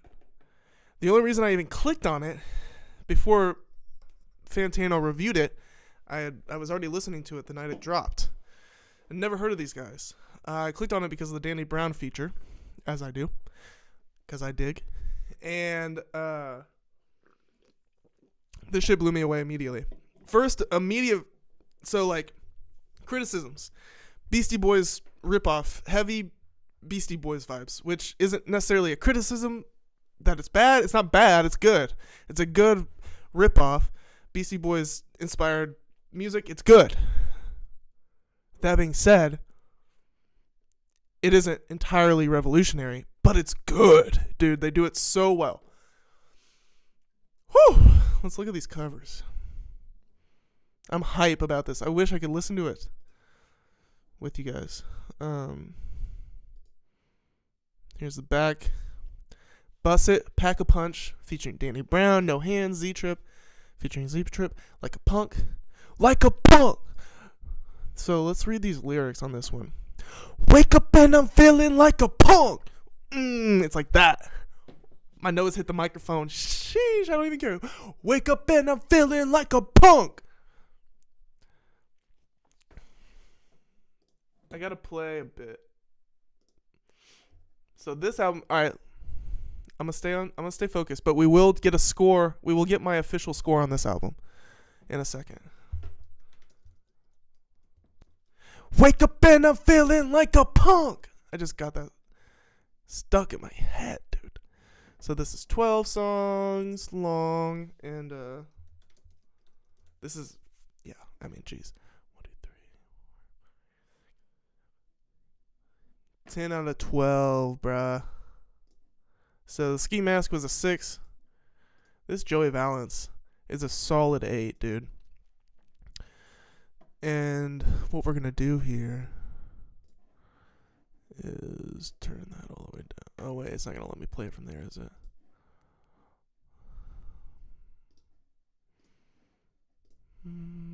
Well, wake up and I'm feeling like a punk.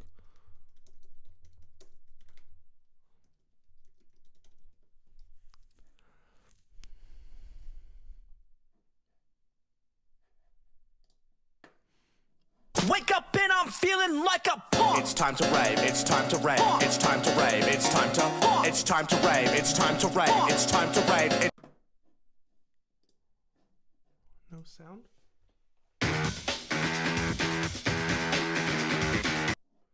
Am I tripping, or am I just not tripping? Wake up and I'm feeling like. So, you hear that? That's what I'm talking about. That's all I want to play. That's all I can play. Brand new. We step on the beat. So I can play snippets for you guys, you know. I won't do that. I won't go back, but from now on, I'll play like a little snippet of a song from each album. You can kind of get an idea from a single second or two. So yeah, I'm pretty sure this is all self-produced by one of these guys. Yeah, Joey Valence. And I think this is Joey. You know what? I don't know. I do not know. We could probably figure it out though. Actually, I know we can't because I know I followed at least one of them. Let's see here.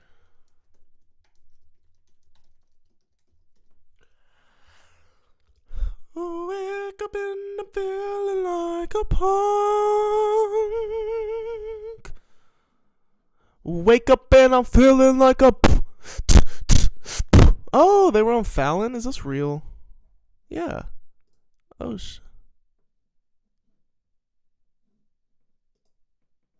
No, this is fake. This is fake, dude. They got my ass, dude. They got me, dude. So Joey Valence is the guy with the spiky hair. So this is the producer, and I'm pretty sure he produces like every song. But then they also both rap, which is cool. Producer Joey Valence. Yeah, so these guys are the whole package between these two dudes. Seriously, like I said, check it out. I have about 30 more minutes left before I have, actually about 20 more minutes left before I have to call somebody. I have to make a call. And then after that, I think I'm just going to leave the stream running while I'm gone, because it should only be like 15 minutes, and then I'll have some time afterwards before I have to go to work. So, how long have I been going? Been going 2 hours, right? That's impressive, dude. It flies, man. It really flies. Right? I think the first 15 minutes, though, I was streaming to nobody, so it's been like an hour 45. Right? I've got more albums, though. Next two will go a little quicker, but I mean, maybe not. Maybe I shouldn't say that. Wake up and I'm feeling like a punk. Wake up and I'm feeling like a punk. Alright. Why, Lord? By No Worries. You know how to do it to him. You know how to talk about it. I mean, what is there to say, though, really? Honestly. What is there to say about this? Classic. Instant. I mean, I don't like the term instant classic. And honestly, it's not like this album is better than the first one. It's really not. But it's just a historic moment for Anderson .Paak and Knowledge fans alike. Because I never thought this album would see the light of day. Honestly, I didn't. I had serious doubts. Even with the rollout started, I had serious doubts. 1 second, let me grab something.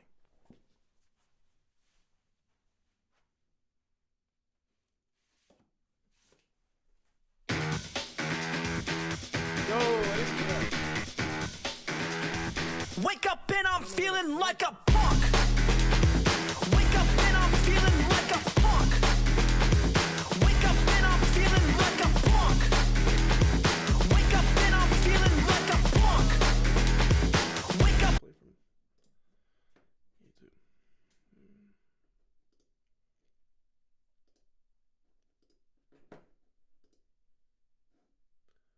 Let's see here. This is what I was doing. Anyways.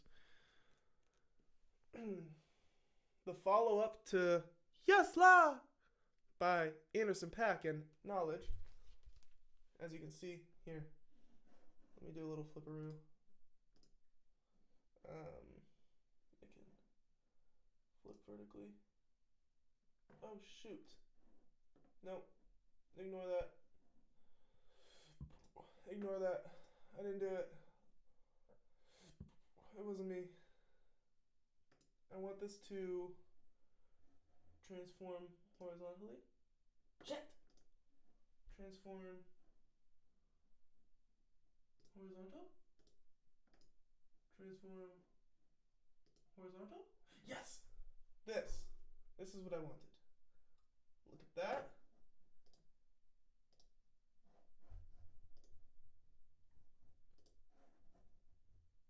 What do we got here? What am I doing? This. What am I doing? Oh shit. Oh, come on. Oh. Oh. Yep. Want this? Yeah, there we go. Uh-huh. You see how they're like, you see what I mean? Same type of, that's the fucking true follow-up, dude. Old? New? 1, 2, bada boom, bada bing. So just because of this, I need to get this album on vinyl, I think. Because I've had this. This is one of my first vinyls, dude. I got this album winter, like December 2016. It came out like November 2016, I'm pretty sure. Camera's right here, I guess. Probably my most played vinyl that I own. Oh, shit. Represent. Knowledge, Anderson .Paak, forever, dude. So, we're repping that today. And that's why we're talking about this album here. Everybody's talking about this album.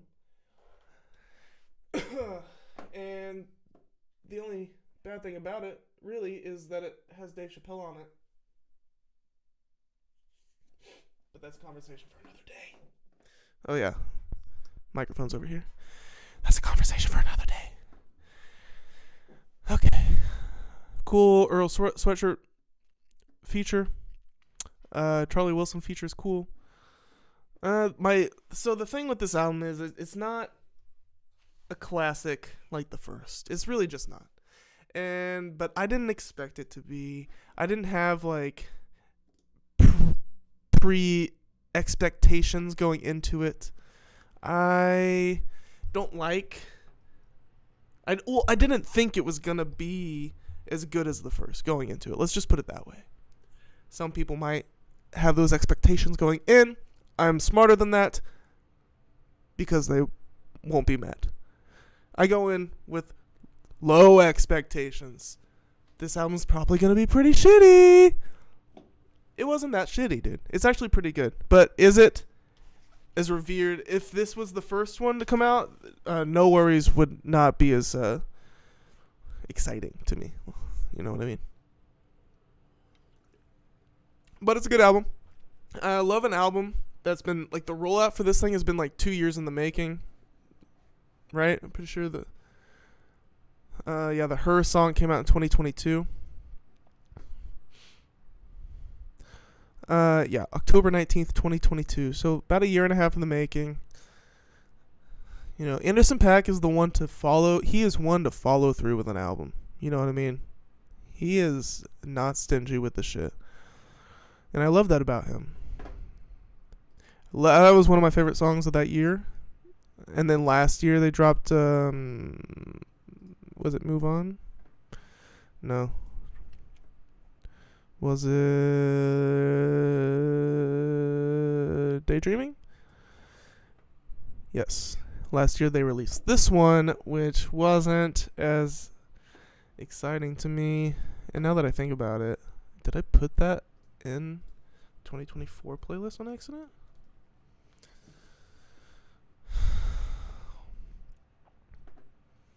Nope. And is it in 2023? I don't think it is. Actually, it is. Yeah, it is. So, 1,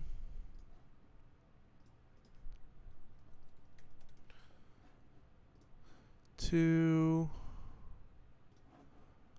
So I think this album's gonna get a really high score.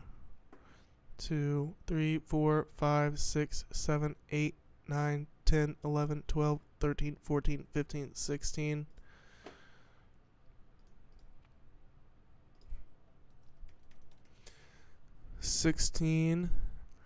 Oops. I thought it was under that. 16 divided by 17. Because that's a skit. And that's a skit. What's this?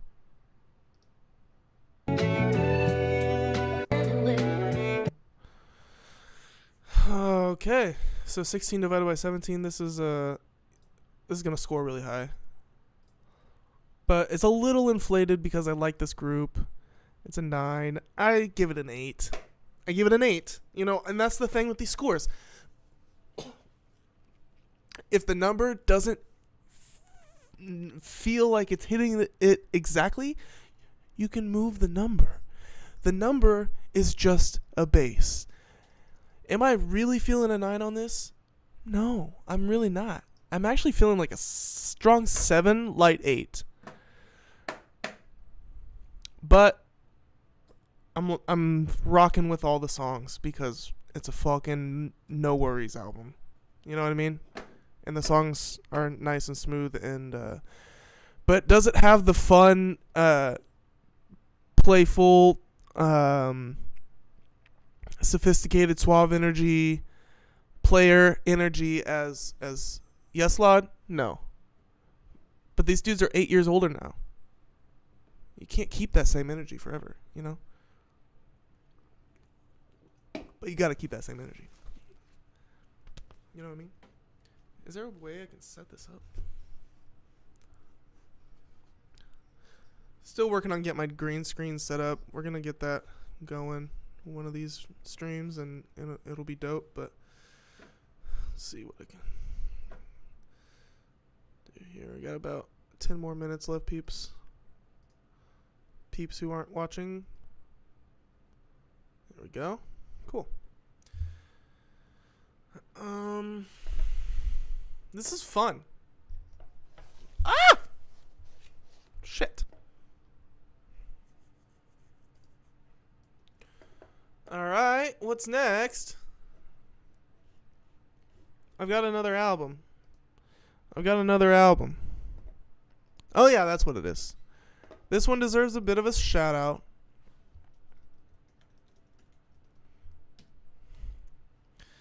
Pull it up here. Don Toliver. Heartstone Psycho by Don Toliver. His best album yet. I'm going to say it now. It's, well, let me just put it this way. It's my favorite album of his. And I think I already know that based on how many songs of it I'm keeping around. His last couple albums, his last album was an improvement on the previous album, and this one is an improvement on the last album. He's getting better. He's not my favorite artist in the world, but I love Travis Scott. You know, like, without Travis Scott, there is no Don Toliver, but Travis Scott's a little played out, you know, so, like, I'm going to take some Don Toliver maybe in place of Travis Scott right now, at least this year, because Travis, he released Utopia last year, and I'm a little Travis'd out at this point.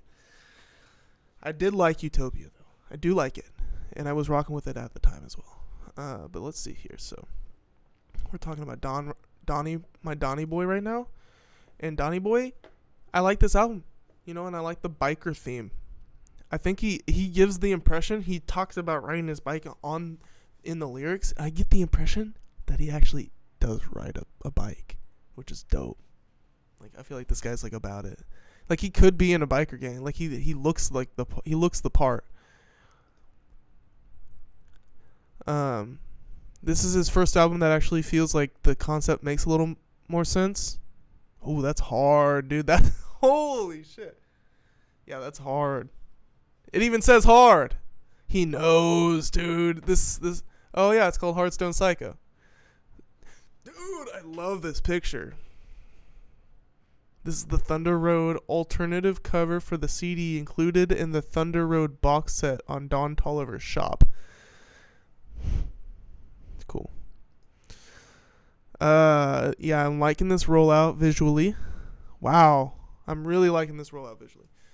So this is like a visual concept.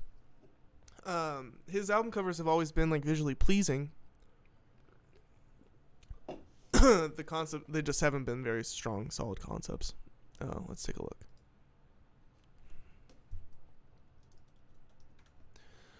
I'm just talking visually here. Life of a Don, literally only like one song in this album. But maybe it'll have grown on me at this point. But for a while, it's just been like that one song swinging on Westheimer. This one has more songs, more good songs on it. Lovesick, I don't know. I mean, yeah, I guess this is like his love album. His collabs with Kelly Uchis are on here, or is one of them. And yeah, so there's like his love album. Still, the concept's not there. This is like fire. And then so he did this thing. It's like 4 discs in one. It's like 4 EPs. So you got each section is kind of like its own little world, and then you can also listen to them front to back, or maybe you piece the sections together in a different way. Maybe you do disc 3 1, 4, and then 2. Or, you know, I think the idea is you can do it however you want. That's pretty dope. I like that. So if you had this on CDs, this is, or if you had it on vinyl, each section is a side of vinyl. It's a 2-disc. I might have to buy it. I don't know. I'm not going to do that, but it's a cool idea.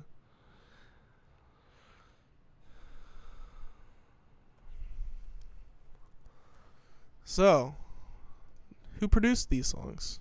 Let's find out. I've got about 5 minutes left. 206 Derek. Hey, my name's Derek. Did I Know by Travis Scott. Don Toliver. Patience by Lil Uzi. Don Toliver. So, cool credits there. Bugs Ronan. Uzi. YSL. Uzi. So that's an Uzi producer. Cool. Oh, 6 people. Brian Yips. Laugh Now, Cry Later by Drake. It's crazy credit there. Trippy, Guap 4000, Post Malone. Okay, these are interesting producers. They have big tracks to their name. Holy shit, this guy did Family Matters. Preem did Family Matters, so Preem is a producer on this song. And Push-Ups by Drake. Okay. Sorry, I just blew it on the mic there. Don't know why I did that. Grease by DJ Khaled. Monster by 21 Savage. THIB by Isaiah Rashad. Okay. Kryptonite. So, yeah. Big names. Lots of producers on that song. Like 8 producers on that song. Baby Kobe produced this one. I Know by Travis Scott. Okay. See, that's awfully close to the rapper named Baby Cody. And at first I thought it said Baby Cody. And I was kind of about to shit bricks. But it says Baby Kobe. And I don't know who that is. Spikes was the guitarist on this song. Cool. Shout out Spikes. Skip on a Beat. This guy did Skirt by Kodak Black. Major Distribution by Drake and 21 Savage. Okay.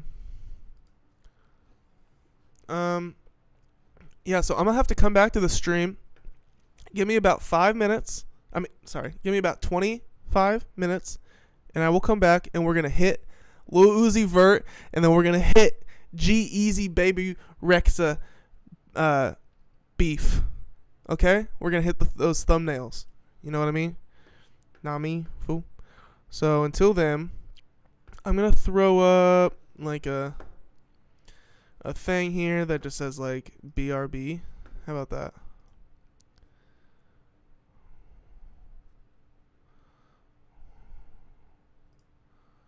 We could just do this.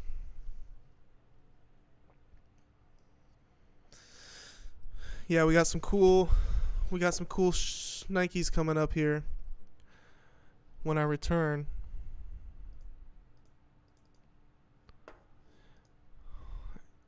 Oh, jeez, that's not gonna work. Deep in the water, far as I can see. Deep in the water, far as I can see. Deep in the water, far as I can see. Deep in the water, far as I can see. It's that new Don Toliver.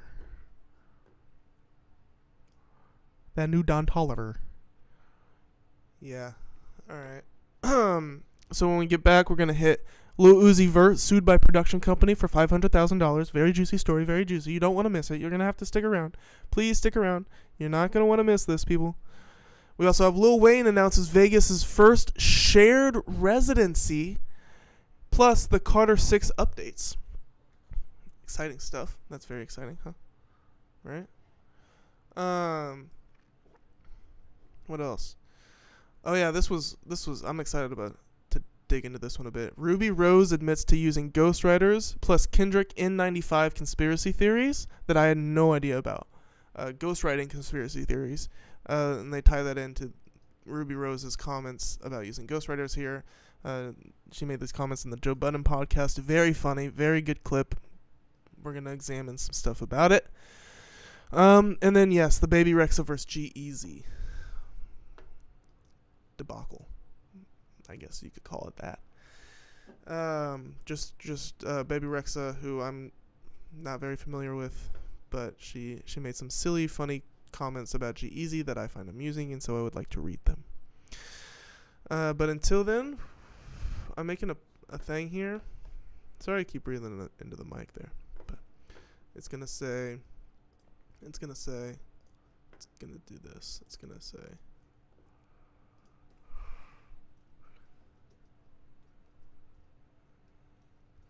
BRB and 25 men. Right?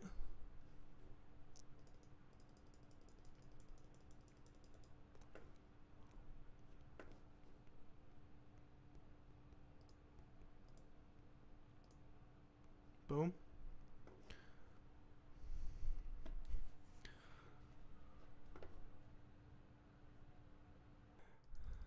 How do I...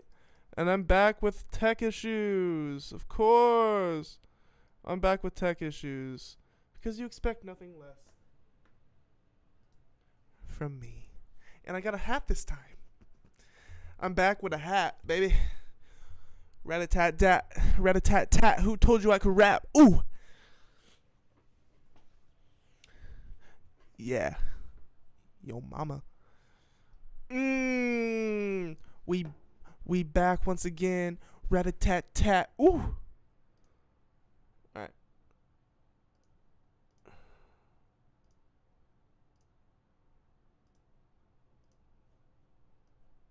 That's my screen capture.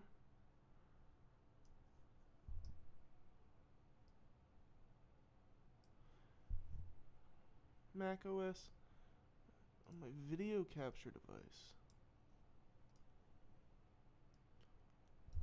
Here we go. Here we go.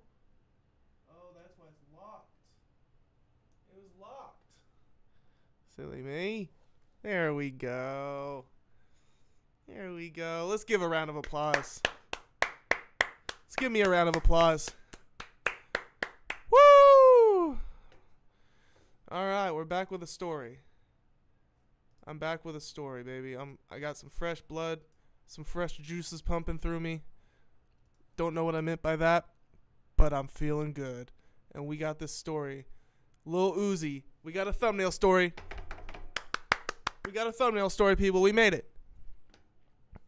As I speak to nobody. Lil Uzi Vert got quite the headline this weekend. Published yesterday at 4 a.m. They had, this one was, Karen Singh was hot, ready to publish, brother. Ready to publish. 4 a.m., dude. June 16th, 4 a.m. on a freaking Sunday morning, dude. Saturday night. Press and publish on this article titled Lil Uzi Vert accused of owing production company over $500,000 after not paying tour expenses. Lil Uzi Vert has been sued by one of their business partners for allegedly failing to reimburse them for hundreds of thousands of dollars worth of production costs. On Wednesday, June 12th, creative agency M99 Studios filed a lawsuit against the Philly native, their company Uzi Vert LLC, and manager Amina Diop over a tab that amounts to more than $500,000. The complaint filed in a U.S. District Court in Atlanta accuses the rapper of not honoring their end of the deal with the organization. So this is some scummy ass. This is just some scum behavior, brother. Let's look up M99 Studios. Get a feel for what they do and what they look like. Enter. Dude, what is up with these websites? And they're designed too much. They went too far with the website designs, dude. I don't know how these websites work anymore. And why do I need to enter it, dude? This is so dumb. This is kind of cool. I like that. I like that I can move that around. But it's literally so pointless. Enter, just when I type in the website, take me there. Take me to the homepage. And I feel like this is such a bad website, dude. This should be scrollable. Left and right scrollable. But it's taking me back. But this is cool shit, dude. I'm not gonna lie. They do cool shit. I hate this website so much. God, I hate this website. But look at this cool shit that this production company does, dude. So, oh, there's the baby. Clients. Why is my cursor a box, dude? So many questions. So they have worked with, wow, Lil Uzi Vert is like their number one client. He's the first on their, did they update that? Did they know people are coming to the website to see the Uzi Vert drama? And so they put him first, or was he already first? I wish I knew the answer to that. Ooh, Schoolboy Q. Ooh, Rory. They worked with Rory and Ski Mask. We talked about him earlier in the stream. That's the cover to Stokely. Okay. So they've worked with people. They filed a lawsuit against the Philly native. Okay. The complaint filed in a U.S. district court in Atlanta accused the rapper of not honoring okay, we read all that. The LA-based company specializes in tour packages, creative direction, and production for concerts, tours, and live events. Clearly, they know what they're doing. Because, look at that, dude. Are they going to let me play this? I think my dog is, Everybody up on they probably Just won't let me seems play right. this. This is probably copyrighted. So, look at the fire. You see that fire, man? That's probably such a hazard. Is that freaking Russ, dog? That's a Russ concert. Too much fire for a Russ concert. No Russ song requires this much fire. I wish I could scroll these videos. Or scrub through these videos, but big productions. Diplo. Oh, they did the testing shit. And then there's Uzi. And then there's a death contraption. What the fuck is this, dude? They made a death contraption. Very cool. TVs. And then they're, okay. So yeah, they do stuff.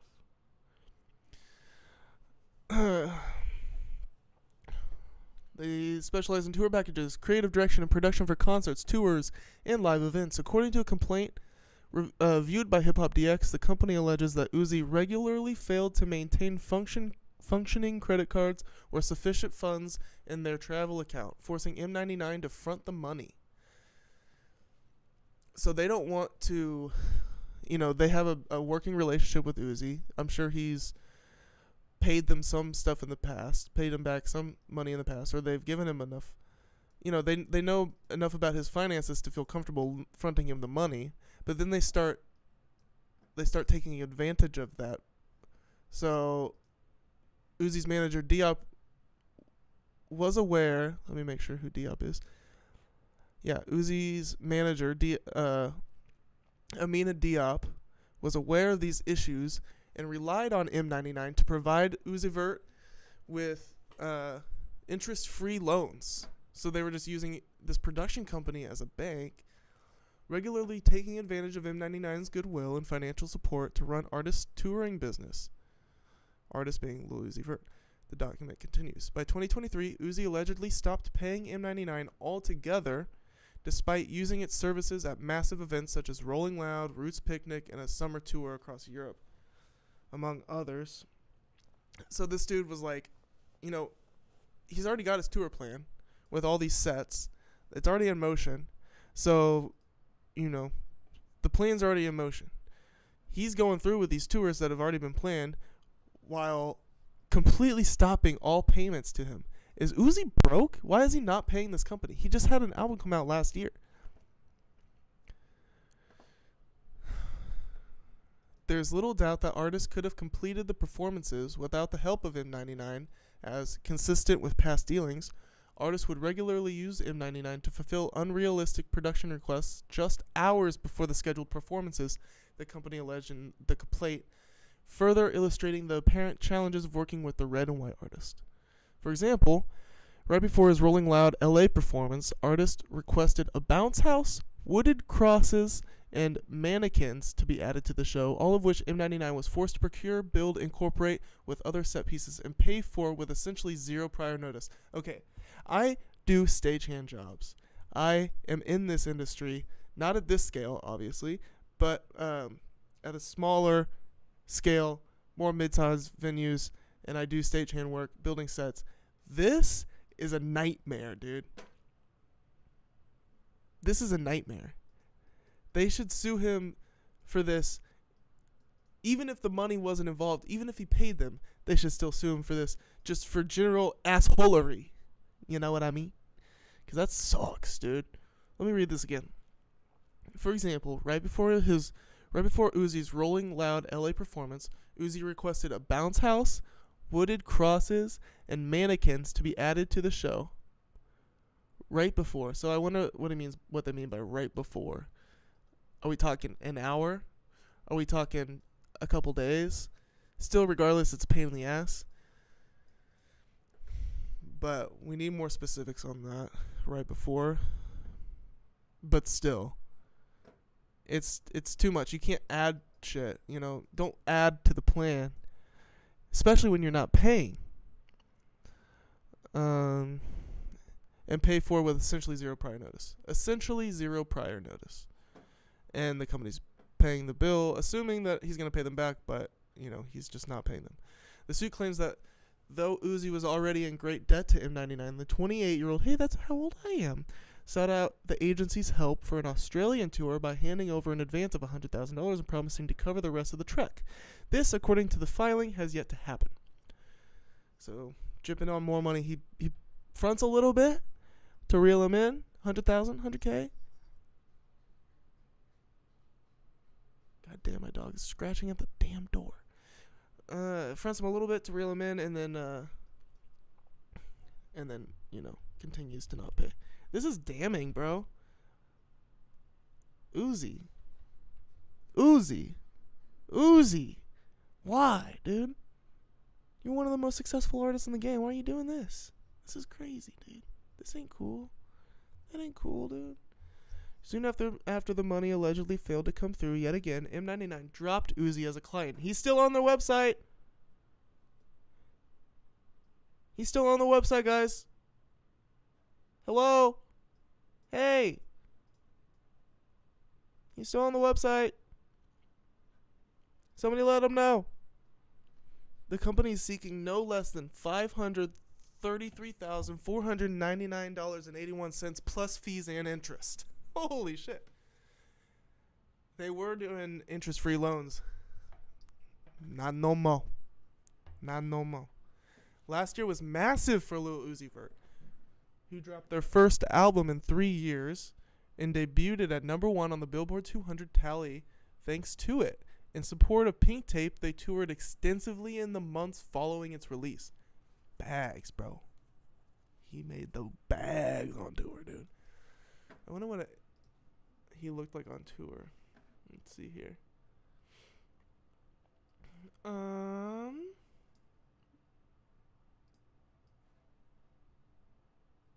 We're gonna do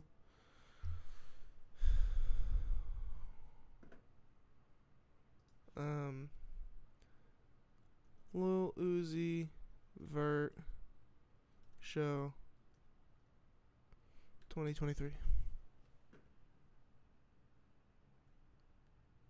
I don't know if Rolling Loud claims. I'm gonna assume they do.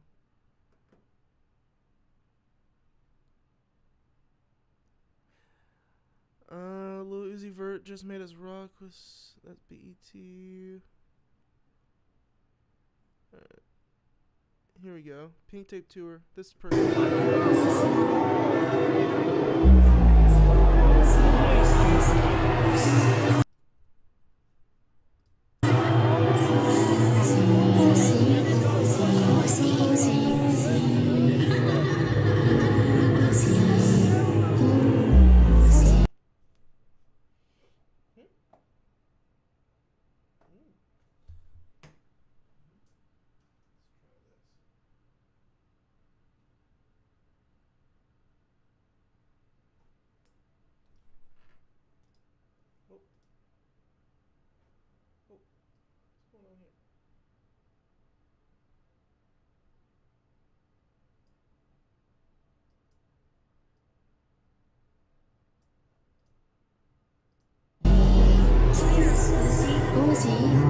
You promised us.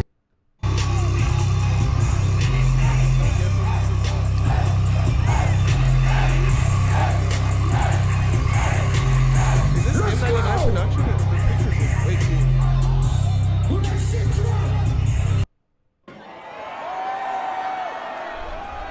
But my catalog go farther than the pink tape.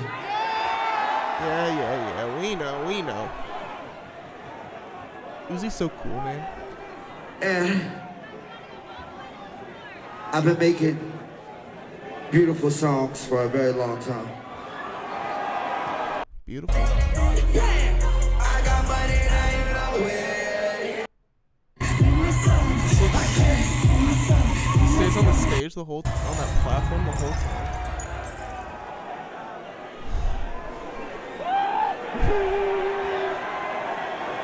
Why aren't you paying your company, dude?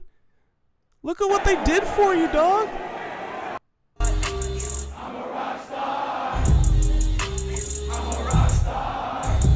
Woke up to niggas talking like me. Woke up to niggas talking like me. Woke up to niggas. Okay. Shout out Nate C Concerts. Thank you for that. Yeah, real one. So I brought that up because I read, in support of Pink Tape, they toured extensively in the months following its release. Hip Hop DX has reached out to Amina Diop for comment, but has yet to hear back. And that's the end of the article. Shout out Hip Hop DX. Lil Uzi Vert. L on this one, buddy. L on this one, buddy. Last year's album might be my favorite project of yours, but L on this one, buddy. What else we have?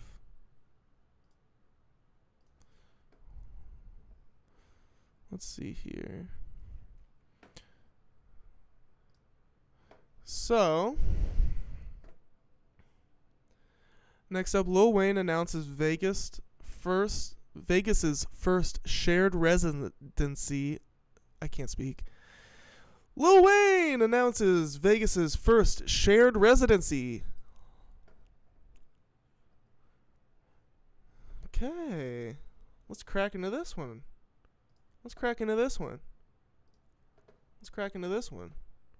Tell him bring out the whole ocean.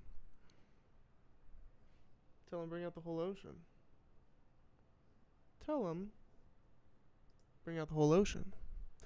Lil Wayne is set to make history in Las Vegas later this month as he launches the first so-called shared residency to ever hit the infamous Strip.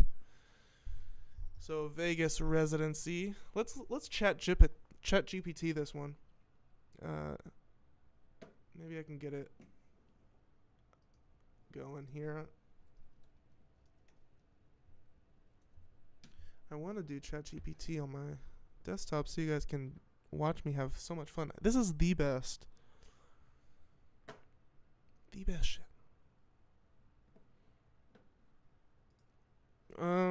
Let's just do, what is a Las Vegas residency? A Las Vegas residency refers to a performance engagement where an artist, typically a musician, singer, or comedian, signs a contract to perform a series of shows at a specific venue in Las Vegas, Nevada. So typically, a residency is at one specific venue. Lil Wayne, set to make history as he launches the first so-called shared residency. So he doesn't just sign a contract to one location. No! He signs a contract to two. Congrats. Wayne is continuing to break barriers in the industry, dude. So exciting.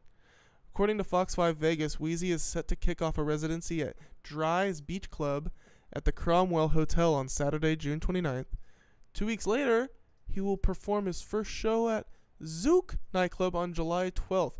So this is what's going on here, dude. They're calling this a residency in Vegas, but all he's doing is playing two shows in the same city 2 weeks apart at two different clubs. like once each, once. Like that's all that's planned. Unless there must be plans to make this a continual thing, right? I guess they gotta see if it's a hit or not. If people are like, yo, you can go see Wayne perform all this shit, and it's like a thing, like Wayne's always there. It's like a thing you can do in Vegas. Go watch Wayne. He's always there. Like that's, I could see people liking that because Wayne's not known for like these days not going on extensive tours. When was Wayne's last tour? Let's see how up to date this chat GPT is. When was Lil Wayne's last commercial tour?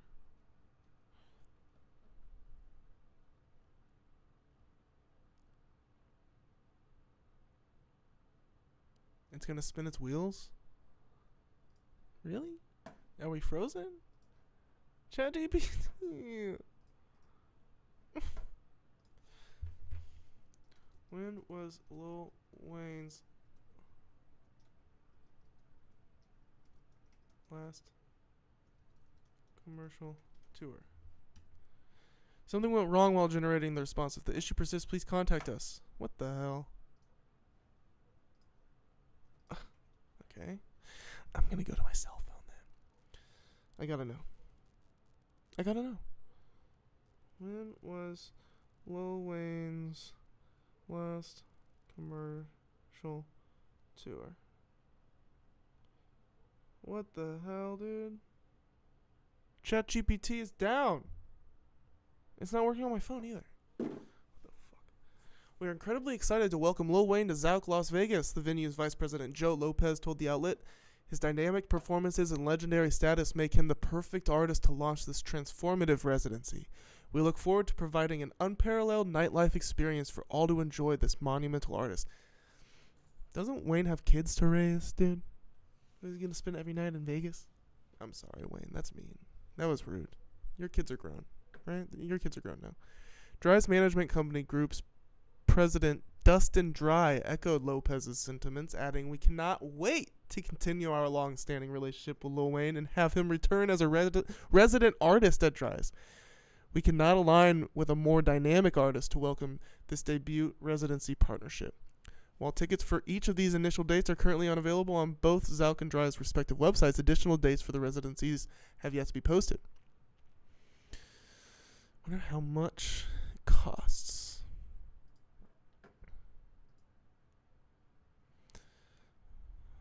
Let's see how much it costs. If I want a ticket,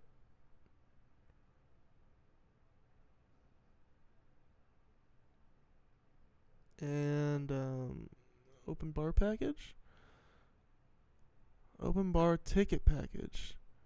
Okay, actually, oh, whoa, really, dude? That's really good. Oh wait, it's 100. Entry ladies, VIP expedited entry to a separate priority with line. VIP expedited entry ladies, separate priority line. General admission gentlemen, it's $50. General admission ladies, $30.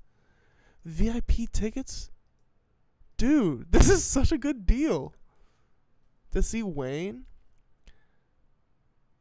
and 150 if I want to get two.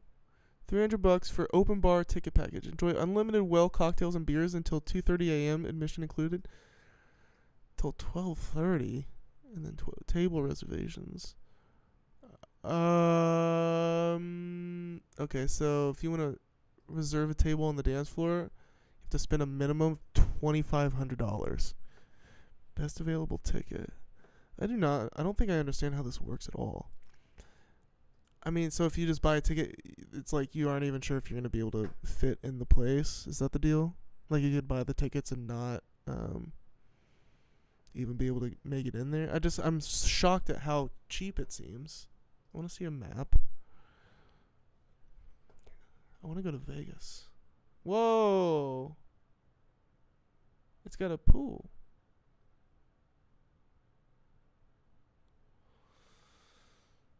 cool. Let's check dries.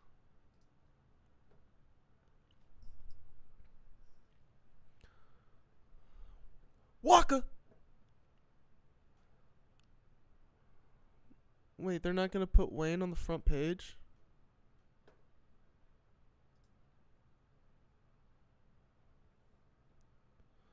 Simp City? Wait, I can see the 3D map of this one too. This is very fascinating to me. My internet is being ass right now. Hottest R&B party in Vegas called Simp City. Okay, so Blast is gonna perform here. Waka and Blast and Rick Ross, Lloyd. Damn, we just talked about Lloyd. Oh, okay. Meek Mill, Lil Wayne. Dude, people show up here, dude. Waka, E40, Rick Ross. This is where Rick Ross is. If you ever wonder, dude, where is Rick Ross, man? He's probably at Dries. He's probably at Dries, dude. He's here all the time. Damn, they pay his ass. Alright, see if I want to see him and admission.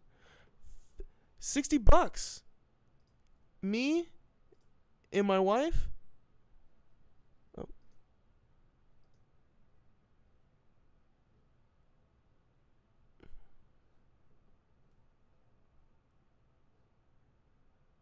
We could I thought I heard the garage door.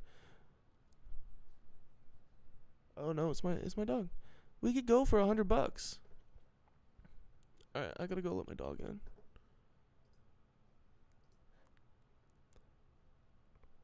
One sec. The hell is this commercial here? Oh, I guess you guys can't see it. Alright, one sec.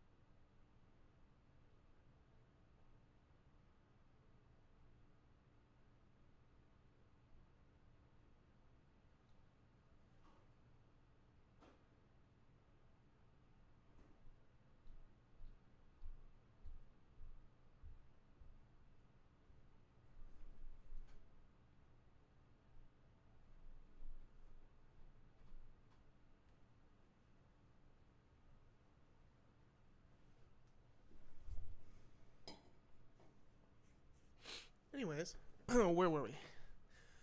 We're incredibly excited to welcome Lil Wayne. Okay, so yeah, Wayne's coming to Vegas. So yeah, this is what it said. There was also this part here about the Carter 6 in this article.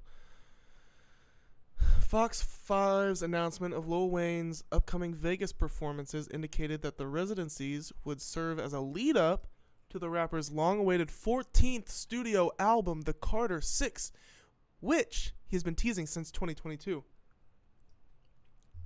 Fun fact, an album I am very excited for because his features in the 2020s have been killer, dude. Don't even get me started on his Ooh La La remix feature by Run the Jewels. In September of last year, the Young Money boss quietly announced, then dropped a mixtape titled The Fix Before the Six. While he never made an official announcement, a pre-save link to the project popped up in both the Wayne's Twitter and Instagram bios on September 20. The project itself hit streaming platforms 9 days later, blah, blah, blah. Okay. Plus, he did Welcome to Collie Grove with 2 Chainz. Was that last year? Was that really last year? Welcome to Collie Grove? Just take a looky-loo here. Just a glass of the finest bubbly grape juice.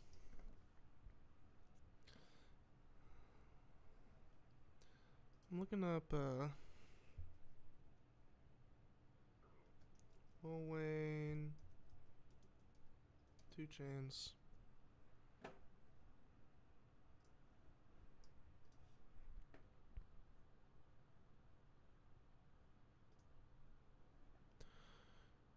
Damn, this was last year. For some reason, let's see what this album.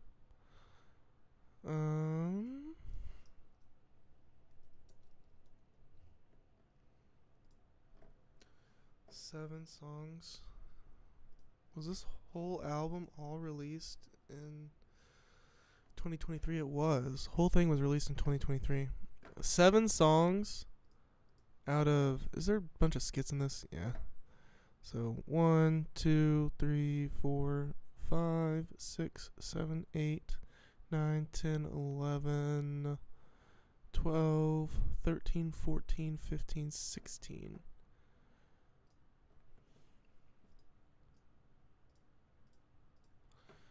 This album was a solid 4. I'm going to stick with that. Yeah, dude. Although...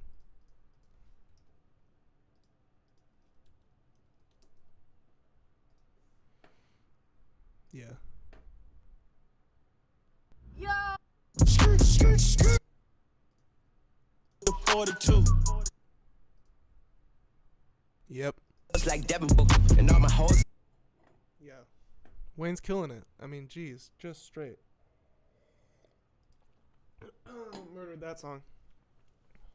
On December 21st, Bleachers report Taylor Rooks got word from KD that he got in the booth with Weezy. Wait, hold on. Let me rewind here. The next time Lil Wayne would speak about the Carter 6 was in December, when he voiced his displeasure with Kevin Durant for revealing that the two have a collab in the stash that was in the running for a placement on the continuation of his beloved series. Kevin Durant? I miss this. Lil Wayne unhappy Kevin Durant spoiled surprise Carter 6 collab you messed up in December. The day after Christmas! Damn, Michael Saponara wasting no time during the holiday season last year. Lil Wayne wasn't too thrilled that Kevin Durant revealed he and the Phoenix Suns superstar have a collab in the stash that was in the running for a placement on the Carter 6. Last week, Bleachers report Taylor Rooks got word from KD that he got in the booth with Weezy. Hold on.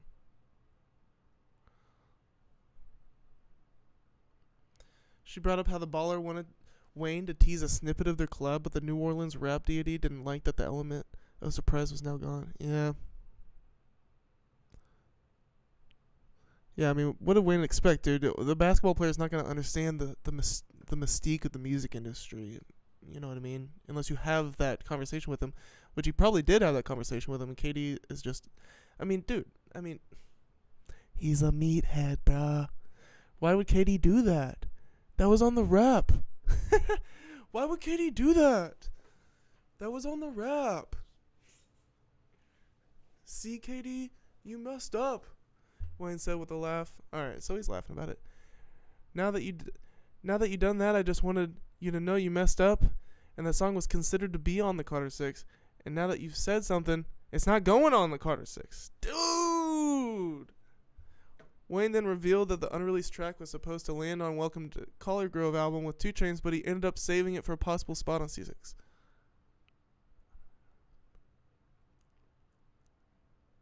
It actually was supposed to go on the Collar Grove album that just came out with me and Chainz, but I saved it, he said. Wayne lent Durant some high praise while calling him a jewel in the studio as an artist and referred to him as a lyrical backpack rapper with bars for days. KD's a jewel like something of the past because he's a backpack rapper, Wayne added. So he's rapping. I just thought it was like a voice skit, dude. KD's rapping. You could probably call a timeout in the game and probably ask him to rap, and he's probably got a verse for you. KD just got bars, and it sounds like it. I was talking to Kevin Durant about how I was doing this interview, and he said that he had a question. Okay. Are you going to drop a snippet of you all's song on the radio show? Why would KD do that? Because, see, that was on the rap. That was on the low. See, KD, you messed up. Now that you've done that, I just want you to know. This man's dressed up like a straight up. Well, first off, he looks like Trippie Redd in this. Shout out Trippie Redd. Second off, this is a hat that Kendrick Lamar wouldn't even wear. This is a hat. Is this Balenciaga? I know he's big into Balenciaga. He never even... Yeah, whatever. I think he got some heat for collabing with Balenciaga in the last couple of years, because I guess the whole world collectively decided to cancel them. Yeah, you don't fuck with that child PDF, the child PDF files, dude. All sides will cancel you swiftly, dog. Yeah, dude, Balenciaga fucked up. But not in Wayne's World. Wayne's World? Yeah, that's pretty good. I mean, What is he like? This is pretty funny, dude. I didn't realize it was a question posed. Why would KD do that? Because, see, that was on the rap. That was on the low. See, KD, you messed up. Now that you've done that, I just want you to know you messed up, and that song was being considered to be on Carter 6, and I said you to say something. It's not going on Carter. Damn, he decided in that moment. Dude, KD really did fuck up, dude. And Taylor Rooks, I mean... He's ruined it. She had to get the question out, but damn, she kind of fucked it up. I hope I hear that song someday. No, I'm not playing a snippet because I just told the people how important the song is. The verse is. It actually was supposed to go on Collar Grove album with me and 2 Chainz that just came out, but I saved it. I wanted for something else. What is he like as an artist? KD's a jewel, like something of the past because he's a backpack rapper. I can imagine you probably could call a timeout in the game and probably ask him to rap and he probably got a verse for you. KD probably just got bars and it sounds like it. Cool. Shout out KD. Shout out Lil Wayne. I like this Carter 6 info though. That's why we're here, really. Beyond the whole Vegas residency. Okay, that was fun. Wayne was teasing plans for C6 earlier this year, and it could arrive as his next solo LP in 2024. Holy shit. As for Durant, he's no stranger to the rap game as he earned executive producer credits on Drake's For All the Dogs album. I did not know that. He also showcased his rhyming skills during the NBA lockout in 2011. I gotta hear this, dude. On the court, man. Talk that shit, my nigga. What type of nigga you think I is? I handle biz, spit my shit on wax and it's fire just like a candle. Why is he in like a fucking dude? Why is he in like My Mom's Unfinished Basement? I don't understand. This is 2011, wasn't he? What the fuck, dude? Where did they lock KD in? What cell did they lock KD in and force him to record this, dude? This is like, bro, they got the fucking pop shield strapped to the mic with a shoelace. 57, I ain't talking Hines though. Super long body, double him up on the blinds though. These niggas. Yeah, he's got the same exact flow that's in the song. Niggas is blind, yo. I see the money, then I go and get it. Yeah, a W up on my fitted in the purple and cream soda is all the I wouldn't niggas. call him a backpack rapper though. What the fuck? Wayne be saying the funniest shit, dude. All right. Anyways, let's see what else we got here. I like this.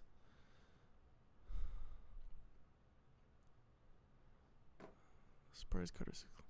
So, oh yeah, we're in a whole different. So this article was written in December.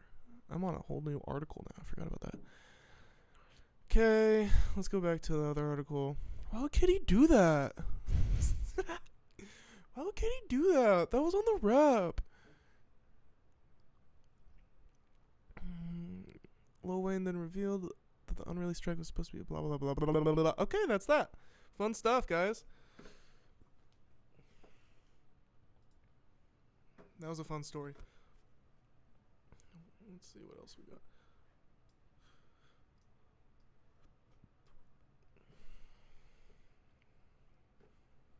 All right, we got another fun one here with an interesting right turn. This article has an interesting right turn in the middle of it, but on face, this article is about Ruby Rose and how she admits that she doesn't write her own raps and is actually applauded in real time for her honesty. It's actually a pretty funny clip. We'll watch it. Might get claimed. I don't know. Anything that gets claimed, I just take it like this.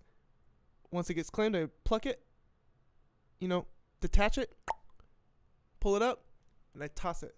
And then I glue the video back together. But since nobody is watching in real time, nobody will see it. So anyways, let's go for it. Because we're going to watch a clip from the Joe Budden podcast. This is Ruby Rose, female rapper. Rapper.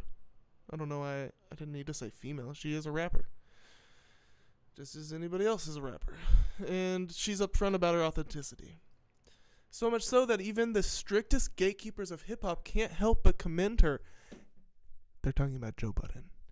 During an appearance on the Joe Budden podcast that has yet to be published, the rapper model was casually confronted about whether or not she writes her own bars. No, she responded nonchalantly as the host and his crew began clapping for her after a brief moment's silence. As they probed further and asked if she plans on honing her pen game, the 26-year-old made it clear that she is perfectly happy with her current arrangement. People know how to make shit sound cool, She added about the people who assist her. Everybody uses writers, though. Like, realistically. Like, when people say they don't, I don't know. Maybe you, Joe Budden, really don't. But, like, literally, I feel like everybody uses writers. And that's exactly what she sounds like. Let's watch the clip. Do you write your own raps? No. No. Hey, salute. Real shit. Wait. No. I love how honest that is. No. Yeah, put that to bed. Yeah, Do you? Oh shit. There we go. She's cool, though. She fires it back. She goes, do you? Do you? Oh shit. There we go. Jesus Christ. Is that Fat Joe? That same energy. And you gotta tell the truth. Forgive me, I don't know who's on the Joe Budden Network. You gotta be sounding different right now. Yes. Is it something that you're gonna start trying to do? No, not at all. Looking busy, nigga. Y'all must have didn't understand me when I said I'm lit. I said I'm lit. Supposed to be sitting here I have writing time to write your little jiggly tunes. No, it's not even that. Like, people know how to make shit sound cool. Hold on, dude. Did Joe Budden just say jiggly tunes? This guy is something. This guy is something. No, it's not even that. Like, people. I'm lit. I said I'm lit. Supposed to be sitting here I writing have time to write your little jiggly tunes. No, it's not even that. Like, people know how to make shit sound cool. So you not gonna work on it at all? No. Yo, translation, I'm lit. But wait, we're gonna get some work out of this young lady. Yeah. I feel like it's okay if you don't write your own lyrics, as long as you're upfront about it. As long as you're upfront about it, it doesn't matter. Actors and actresses don't write their own lines, typically. And that's kind of just like a given thing. But for some reason, there is an expectation that artists write their own lyrics. But at the end of the day, in pretty much almost every case, there are exceptions. Because context matters, but in almost every case that an artist is upfront with the fact that they have ghostwriters, people act upset, but they don't really care.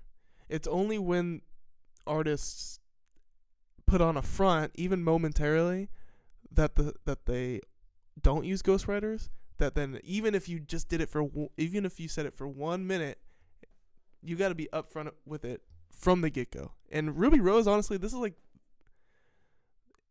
I don't want to say the first, but very rarely does an artist admit it this upfront in the beginnings of the career, like Ruby Rose is right now. So this is very interesting. I like her honesty here, and they do too, clearly. So just be honest, because you can be a performer. She's a performer. She's a model and a performer, and that's the talent. You know what I mean? But who's helped you at least with your delivery and your cadence? Because you don't sound like you're reading. There's an art still to reciting. Thank you. So who's helping you with that? Well, I definitely have like, my writers and people, but like That's you two niggas back there, ain't it? They look like they can write some shit too. Yeah, they came in like they write some shit. That's a good claim. No, that's like he's like my agent type of thing. Okay. Shout out to him. But Shout out. agent type of No, that's like he's like my agent type of thing. Okay. Shout out to him. This is not. But everybody uses writers though, like realistically, like when people say they don't, I don't know, maybe you really don't, but like literally, like I feel like everybody uses writers, so it's not a big deal. Right. Thought that about you, yo. You thought I used writers? Yeah. Now it makes sense. A few months back, all right, this is where we get into our right turn that I mentioned earlier. A few months back, rumors about Kendrick Lamar secretly using a ghostwriter to help him craft his 2022 song N95 began making the rounds. Back in April, an alleged demo of a Kendrick track performed by CJ Francis surfaced online, with a social media user claimed that said cut was a reference for Kate. Dude, hold up. Run it back. Back in April, an alleged demo of the Mr. Morale and the Big Steppers track performed by CJ Francis surfaced online, with a social media user claimed that said cut was a reference for K-Dot. Quentin Miller associates CJ Francis IV ghostwriting for Kendrick Lamar. My wife is home. Hold on, put a pause on this one.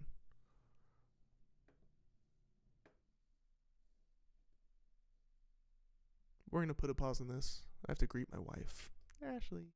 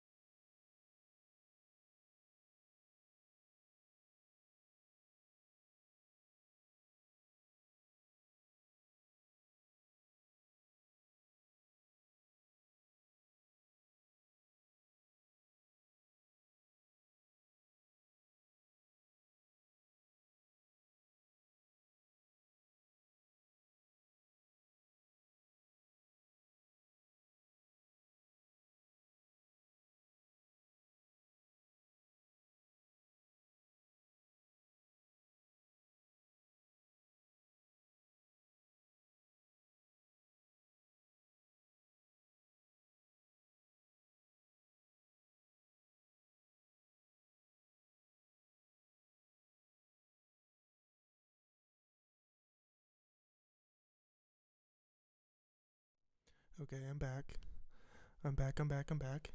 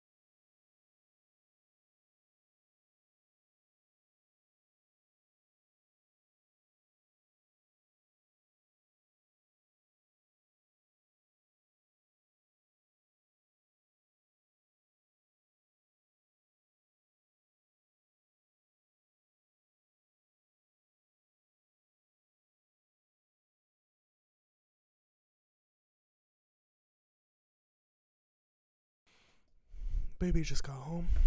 Baby's asleep. So now we're going to wrap up, but I'm going to continue reading the story. So back in April, an alleged demo of the Mr. Morales and the Big Steppers track performed by CJ Francis surfaced online, with a social media user claimed that said cut was a reference for K-Dot. Quentin Miller associate CJ Francis IV, ghostwriting for Kendrick Lamar. This is his demo of N95 2022. I'd say this is a collab, but his name isn't on the credits. He also shared a screenshot of a 2022 tweet from the user at It's Not Harold that read, "My boy CJ Francis IV wrote on the Kendrick project, man, I'm so fucking gassed for my boy. He one of the most talented people in the world, bro. This shit is so next level." Shared a screenshot of a 2022 tweet from the user It's Not Harold. Was this before or after April? Is the real question. April, May. This is after May. After April. And who is this person? I don't trust Twitter. So let's see here. Let's go to YouTube and let's take a listen. Let's take a listen. That's the only way to find out. All right. So we're gonna type in CJ Francis.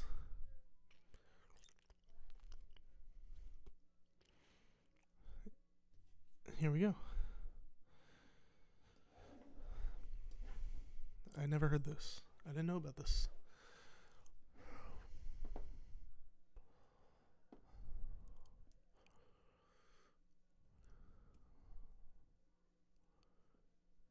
I guess it's supposed to be this. Comments are turned off. 1,000 views 3 years ago.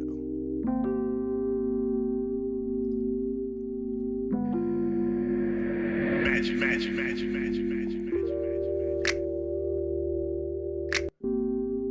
Days up rolling over. Dirty Gucci heavies and Olga. Girl, I got the vision and it's big, just like Rover. Girl, I can't be chillin', I can't kick it, I got cold. I don't get it. No disrespect, bro, but we ain't even put none of this music. Okay, so this was his header in his Twitter bio.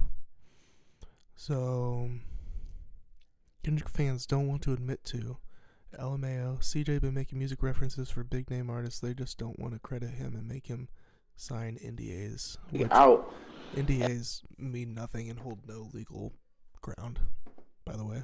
And I'm already hearing niggas is telling me, like, you telling niggas you writing for me and shit. Like, I don't be like, that ain't really, like, I ain't never had no song wrote for me. Nigga, you could check the stats. Like, that ain't nothing I get down with. Like, I don't be on that.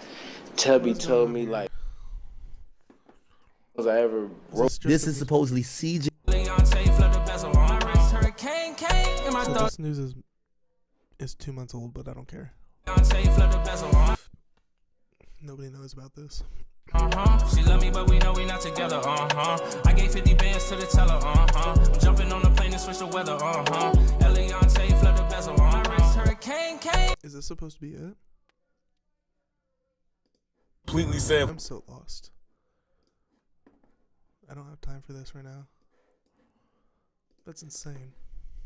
So I hear nothing.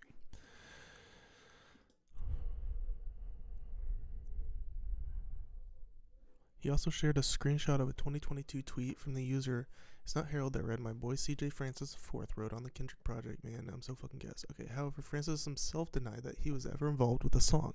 As he subsequently wrote on his Instagram stories, "I had nothing to do with that song, nor do I have anything to do with it being posted online."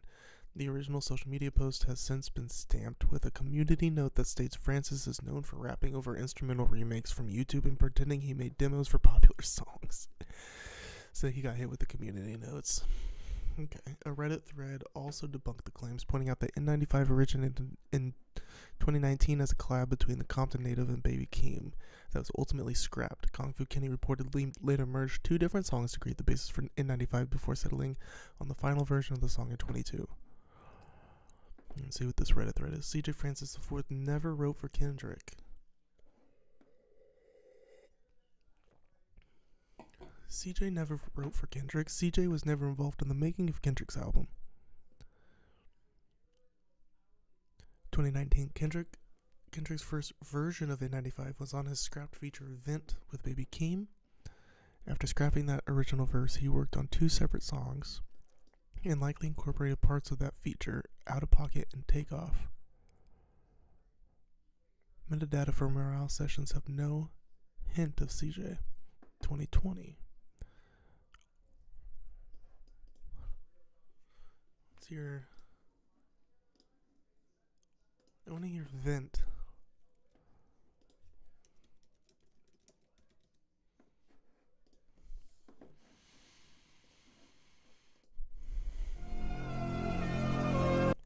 Hey, I got a politic. The furniture options. We got my issues. See my daughter sleep. She in the mean go. I got it up. Can't you see my hello to the rain? My truth, I got nothing to lose. I got problems in acting. The government taxing my fuss in the bank. Cameras moving whenever. Team on go. Let's family suing whatever I make. A reaction, my That's the people part some that's skates. in N95. It's actually the worst part of the song. Worst part of his flow, at least. After describing that original verse, he worked on two separate songs and likely incorporated parts of that feature, Out of Pocket and Takeoff.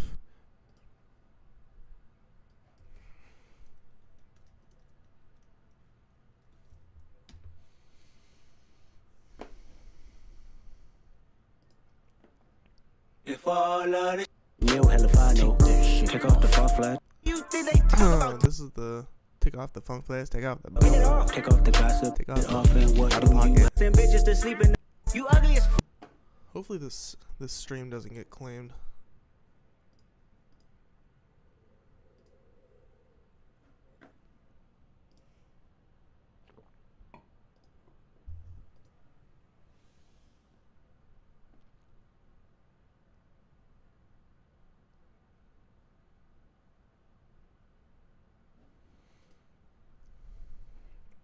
Let's see here.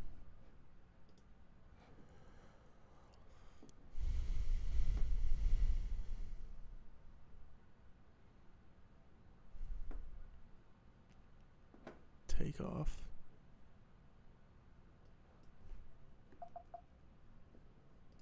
Oops.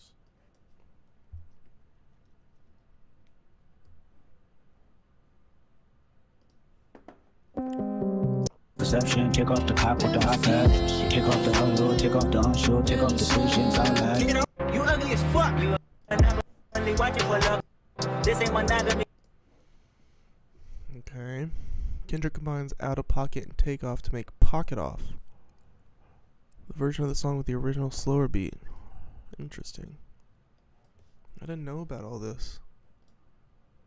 The making of morale. I want to hear this. No, it's not a thing. It's not a thing in the YouTube world. I feel like they just made this up. Pocket Off. The version of the song with the original slower beat. It was mixed and mastered on May 5th, 2020. Kendrick re-recorded some lines shortly before recording the MV for it, but it's mostly the same. No hint to CJ. The final beat of N95 is made sometime in late 21, early 2022. Kendrick starts working on the final version of the song around March 2022. No hint of CJ. The tweet claims and replies that CJ's demo was from 2019, but that would literally be impossible given when the instrumental was made, sent, and worked on. CJ is a known liar, does this shit very often. Don't be fooled. Okay, so. Very foolish. Very foolish. Okay, well, we didn't get time for Baby Rexha today. If we do a stream on Thursday, we'll push it to then. So, I think that'll be it.